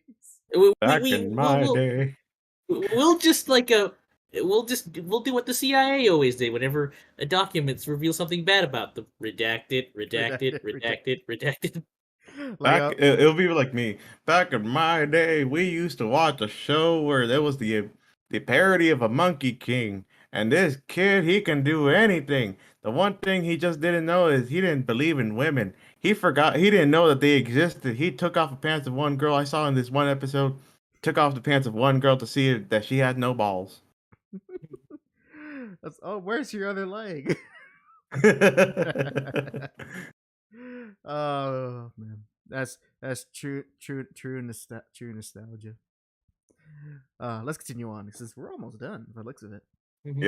Yep. Characters go against Cell Max at once, which is something we rarely get to see in the series. It sort of reminded me a bit of the fight against Harudegar in Wrath of the Dragon. There's also the fact that Gamma 2 died, which definitely raised the stakes in the film. I wouldn't be surprised if they wish him back to life when Super returns, but still, for this film, I think that at least someone that isn't a villain died. Finally, there's Gohan using Special Beam Cannon for the first time, which I'll admit was really fucking cool. It's great to see Gohan take more inspiration from Piccolo would even go as far as learning one of his signature moves. I'm surprised the film didn't just copy the end of Cell where Gohan finishes him with a Kamehameha, but I'm not complaining. I've pretty much said everything I have to say about the film now though. There's some other minor annoyances, such as Boo being asleep for the 3rd time in the series, so yet again we don't get to see him fight. I guess the only other thing I didn't cover was its soundtrack, which unsurprisingly I didn't have an issue with. It was good and the dub was just as great as always. Hell, they even got Charles Martinet, aka the voice of Mario, to voice Magenta, which is Forgot about that, yeah. awesome. But besides that, Oh, wow, my I didn't stance on the realize. film is still the same. Dragon Ball Super Superhero, yeah, the title is dumb too, is a big mixed bag. You know what's funny about that? So I heard that the reason why it was called that was because for supposedly Toriyama originally wanted the movie to be called Dragon Ball Superhero, but he forgot that the name of the show was already Dragon Ball Super. So that's why we ended up with Dragon Ball Super Superhero. And I'm guessing the marketing department had to come to a compromise. Yeah. They could just say Dragon Ball Superhero. That's it. You don't have to. Yeah. Oh yeah, Dragon Ball Super Hero. Yeah. Mhm. Whatever. It's like it's, Oh, well. it's a redundant title, but Mhm. that's just what are you gonna do? Granted, at least I can make one tokusatsu related joke for that for the movie title now. And also, when are the Japanese known to have very to the point titles? Mm-hmm. Isn't it weird that this is like super close to the starting position for the Great Saiyaman? Yes. That's kind of the point. Yeah. Yeah, the only thing I'm kind of another thing I'm kind of bummed, Gohan not being Great Saiyaman. Come on now, it's called Superhero. Why doesn't Gohan dressed up like his superhero? You know, that would have been a fun interaction between Gohan going Great Saiyaman and then the other one saying that they're also a hero. Mhm. As funny as that what is, it would kind of I think it would put less urgency on the situation. Oh, totally. I just It'd wish to see. be funny. Like it'd be nice to see like maybe in a future show or Mm. moment in a movie. But for this, Mhm. like no, we can't. We as much as I would like. You know what's funny? If they wanted to add more Gohan stuff, so he actually had that character arc as we described, which is the weak point of the movie. Maybe they could have done something with Great Sandman, or like if you want to do something different, maybe Gohan's action as Great Sandman is what influences the Gammas to rethink about the Red Ribbon Army. Oh, or maybe this is like after the whole incident, and like he's just like he goes into Bulma's lab for some reason, and he Mhm. sees Dr. Hedo, and he'll mention to him about how he used to be called the Great Saiyaman, and somehow Hedo actually will recognize that The fanboys. and fanboys. Now that would have been a nice little interaction. That would be. That very much would be. But all right, let's see. Let's finish it up from here. Right. This could have been a great Gohan and Piccolo film, yet it was ruined due to numerous reasons. The plot reuses ideas, elements, and characters from the mainline series. The new transformations look laughably bad and stupid, and its CG is overall underwhelming. Do I hate this film? No, but I still don't like it. I like and really like certain aspects about it, but there's just too many or too major issues I have with it. So yeah, Dragon Ball Super Superhero is a mixed bag, which is why I'm giving it a 5.76 out of 10. That's so If you disagree specific. with me, Why Yeah. is very you're more than specific? happy I know. to in the 5.76. comment section. Also, if you do like this film, then good for you. I'm glad you can enjoy something that I couldn't. But yeah, that's going to be it for this video. If you liked it, then you can leave a like, comment, share, subscribe, or even support me on Patreon. Anyway, peace Jack, out, are you gonna give gamers. him a I'll like, see you in comment, and Fortnite. subscribe and support his Patreon? No, I can't. Like how this Goku's saying, I can't. no. Wait, did you already? No. Wait, it says you already liked it. Oh yeah, I did. Because I saved it. That's how I save YouTube videos. I So see. you can don't worry, you can unlike it later. It's okay. I'm not gonna unlike it. I just used his whole video as like a talking point. It's gonna be. Plus, there are things I agree with him, but other than that, there are other things that most of the things I don't. Yeah. Overall, Yeah.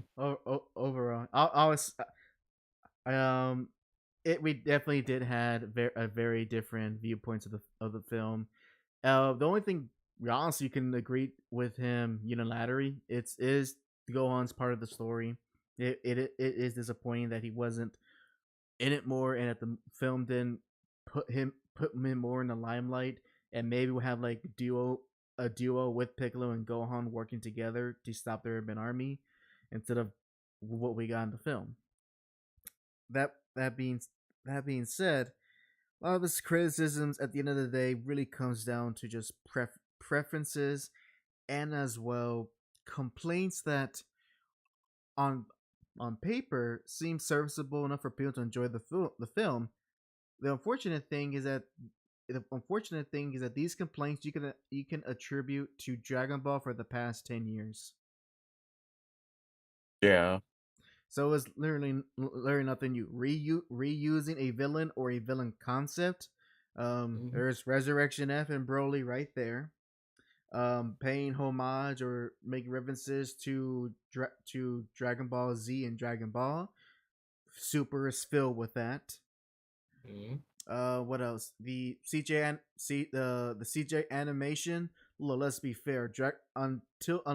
With the exception of the Broly movie, the animation in Dragon Ball hasn't been up to snuff since Battle of Gods. Sorry, like my dad just like ask. It's already 12 o'clock, and then he'll go ask me to go buy lunch because that's the problem. So again, Dragon Ball hasn't had really decent animation. Broly's the sole exception, and again, it's what do you want? It's like, what do you want? What do you want from me? There's one thing. There's also Toei, but he went from Toei. They've been known to be like nickel and diming people. So. Yeah. Yeah. So there is one thing that I kind of realized that I'm kind of sad that he never mentioned.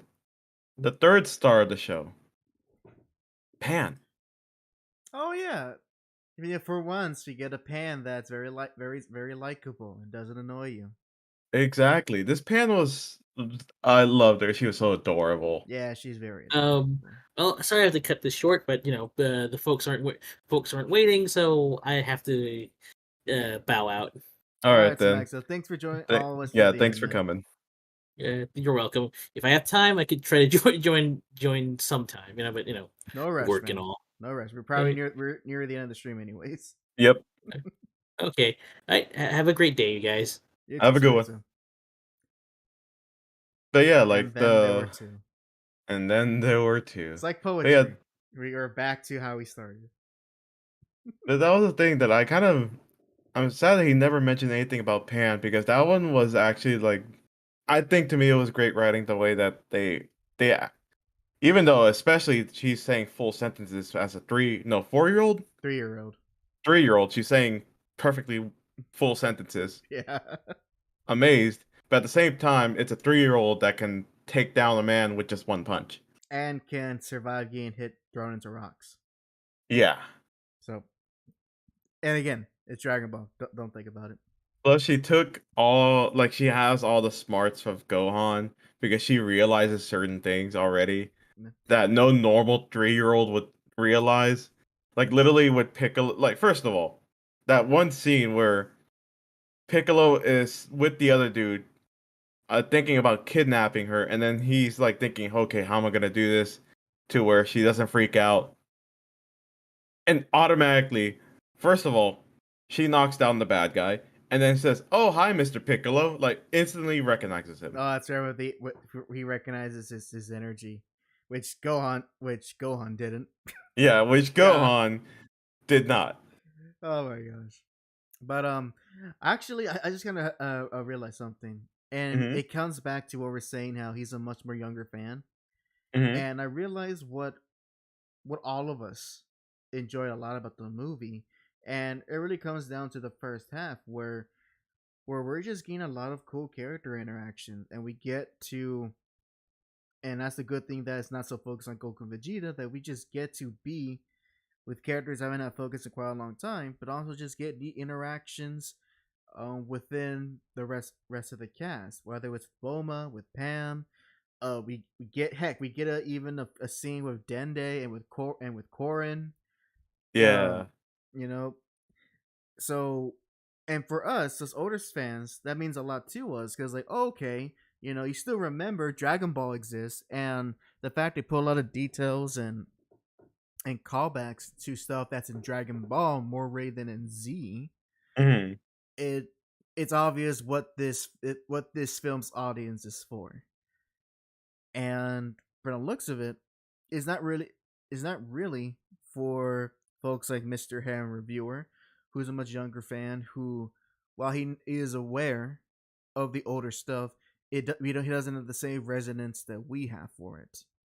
And so when we watch it, we come up with a much more positive experience in spite of the film's flaws. And which is why for us, we're more upset the fact that of the story would go on. And he's also visibly upset, but that upset deterred his enjoyment. Well, for us, it didn't really, because we're at this point, we're used to this. So our expectations are very different to what his expectations were. At the same time, just playing as devil's advocate here, um, the question would be, just because you're used to it, it's fine? Uh, Because it just seems like you're just numb to it, and it doesn't really promote anything good about it. No, I'll say that it's not that. It's not that it's not not ignoring it. Is that you know what to expect. You know what to expect for something that's called Dragon Ball. And should we expect something for Dragon Ball to do more than what it is? Oh heck yeah! But let's be real. That has been the center conversation for, at this point, decades. And considering the mind behind Dragon Ball and how Dragon Ball wishes itself to operate, because that's what makes it successful, that is something that it's going to be. And anything changed like that is, how put this? How can I put this? It's going to deter everything about Dragon Ball, because trust me, there is every piece of Dragon Ball media has significant flaws. The closest thing you can say that doesn't is original Dragon Ball, which in of itself is far from perfect. Mm-hmm. So if you can deter, or if you can ignore and still enjoy the Buu saga, the Cell saga, GT, Super, and accept those for what they are, warts and all, how is this movie any different? Yeah. So, hey, and here's a good thing. The movie did a lot of things better than what Super GT did, and people bought that mediocrity. Yeah. Yeah. So I know this did box office records again. Oh, it did? I think from what I heard, yeah. Let me double check. I think the only headline I saw that it was number 1 in its opening weekend and made more money than I think some Idris Elba movie. Yeah, I think it made more money than Broly though. Awesome. Oh, and as far as the animation, again, there's always room for improvement. If they're gonna do CGI again, I'm hopefully that it's improved, and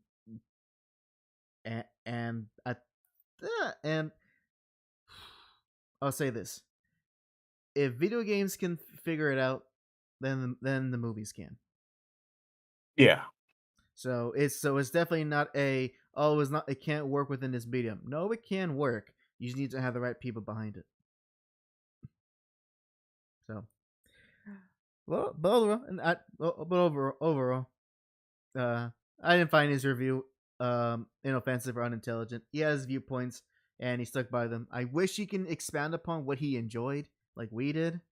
rather than what he didn't enjoy. Because it really just like he should just straight up and say I didn't like the movie, and I guarantee you, if he tried Yeah, to watch it it's again, he'll be more honest and say like he doesn't like the movie, and you because you can like some parts of a bad film, but at the end of the day, it's still a bad well, film. it's just the thing is that, of course, I don't know how long he's been doing it. He's been doing this, but who knows? Maybe he's been doing this longer than we have. But at the same time, um, all it is just practice on. If you're gonna do a review, uh, and you claim to say that you don't hate something, don't just go and constantly talk about the negatives. If you have a positive somewhere to talk about, let it be known. Like go a little bit more in depth on why you like for example, like how you said that he claimed that he liked the gammas. Okay, so why do you like the gammas? Is it something that they do? Is it their personality, their lore, something? Exactly. And that's all and that's real and that's really it. And that is a just a critique on just on his video. Just so he can be better and he can flesh out his thoughts more. And also um you know trying to make your voice not sound as monotone. Saying that's not is not easy and it takes a Look lot at of our past videos. yeah. It takes a lot of effort and it takes also a lot of and it takes a lot of time to get to I guess show your personality through just your voice because you don't see just like us no one can see our faces, no one knows how we're reacting visibly, so everything is depending on how we sound. I know this might not be too much of an advice, but I know whenever whenever you talk, like they always told me this whenever I was working. Yes, work, fast food industry. But yeah, they will say to smile. If like to smile while you're talking on the phone because apparently people can't pick that up. So there's a difference from someone smiling while they're talking to someone that's not smiling while they're talking, and it changes the voice a little bit. But who knows? Yeah, yeah, take a speech class or two, it don't hurt. I wouldn't go that far. I would. Did you go to a speech class? Yes, actually, but that was part of like the class I did for semester, and I had to take speeches when I did academic decathlon for a semester. Oh, okay, that's what you meant. Okay, okay. Yeah, Okay. I'm not literally telling him to write a speech and then. No, like I thought you meant like literally just go to some random seminar that does speeches and like No. talk with them. Like go to a motivational speaker. No, no, no. No. Like look up a course online or something like that. Yeah. All right then, but we're kind of near the end, and Oh, before we go to the very end, let's just go ahead and talk about one last thing, which Okay. is finally Vegeta won. was there a victory in that fight? You didn't see the last very bit? Oh no, I didn't. Sorry. Basically it was an after credit scene. It ended. You know how like in the middle of the fight between Goku and Vegeta, Broly and everyone else was watching, Right. just looking at the show.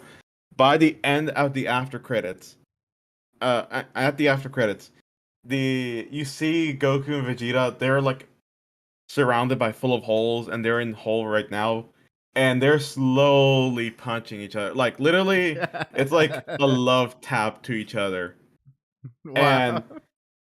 And Vegeta does the last hit, which is barely like me poking you. In that essence, he's just like has his fist barely touches Goku's chest, and Goku falls first.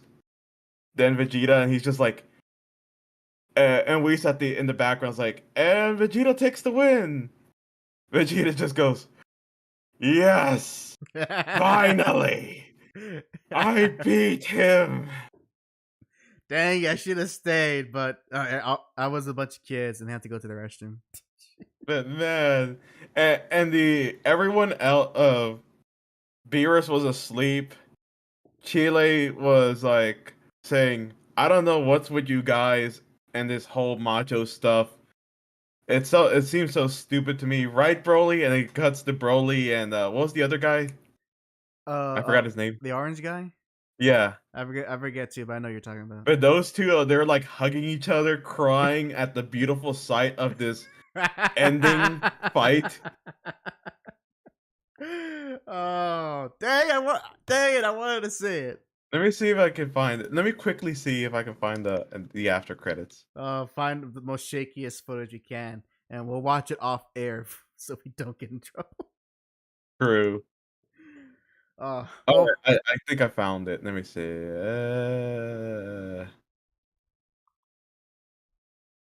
Yes, I see it. Okay. Yeah, I'll show it to you after. all right then. All right, now we can properly end this stream. Oh, it's good to be back and actually do like a stream that's longer than 2 hours. Yeah. Feels good, except for my butt. My butt doesn't feel good right now. But as always, we're coming near the end. And Jack, what do you have to announce for this coming week on your end for the channel? So for the next couple of weeks, I'll be figuring out what how my schedule is gonna be. As I said before on my yesterday, I don't know exactly how my schedule is going to be specifically because now that you're here again, which welcome back, I'm gonna have to find another slot to be able to stream at least more than just once. If not, what it's gonna happen is that Tuesdays I'm gonna be streaming. Thursdays, I'll figure out if I could stream after hours. Same thing with Friday, but definitely Mondays will be a rarity because I come back from school like at 10 p.m. with only 5 hours of sleep throughout the whole day. I'm not gonna be in the mood to stream. No one will. But yeah, expect Tuesdays to be for sure stream days. Thursday, Friday, I'm gonna figure out if one of those days will be a for sure stream day. All right then. And as for me, for my streams and content for this coming week. So, as much as I have been recuperating from my recent surgery, I have been put some time into the YouTube side of things, and I made great progression into my next video, being Spider Blood episode 6. I finished all the prep work for that, so now I can begin the actual scripting, then recording, to finally the editing. Until the release of that video, which will make a top priority to release, the next stream, since I'm gotta get back in the groove of things, I will make sure to do a chill stream this upcoming Saturday. I'm already failing right now. To get back into to get back in the saddle and hopefully find ways to be more active on this channel, because now we're coming to reverse, where in the beginning I was more active than Jack, and now Jack's being more active than me. So we got to get that equivalent exchange going. We got to bring it back in the center. This isn't the HAC Show, and this isn't the JAC Show. This is the JAC Show. And we'd like to thank anyone who watches all the way from the end for episode 129. We hope you enjoy this live stream. And please, we should probably say this from now on. We're not going to say the YouTube stuff, because that's annoying. But I am going to say that to please spread the word of our channel, let us know we exist, and that we hope to continue to grow our channel to significant numbers like number 200. So until then, thank you very much for watching, and this is Hack and Jack, signing out. Good night, everyone.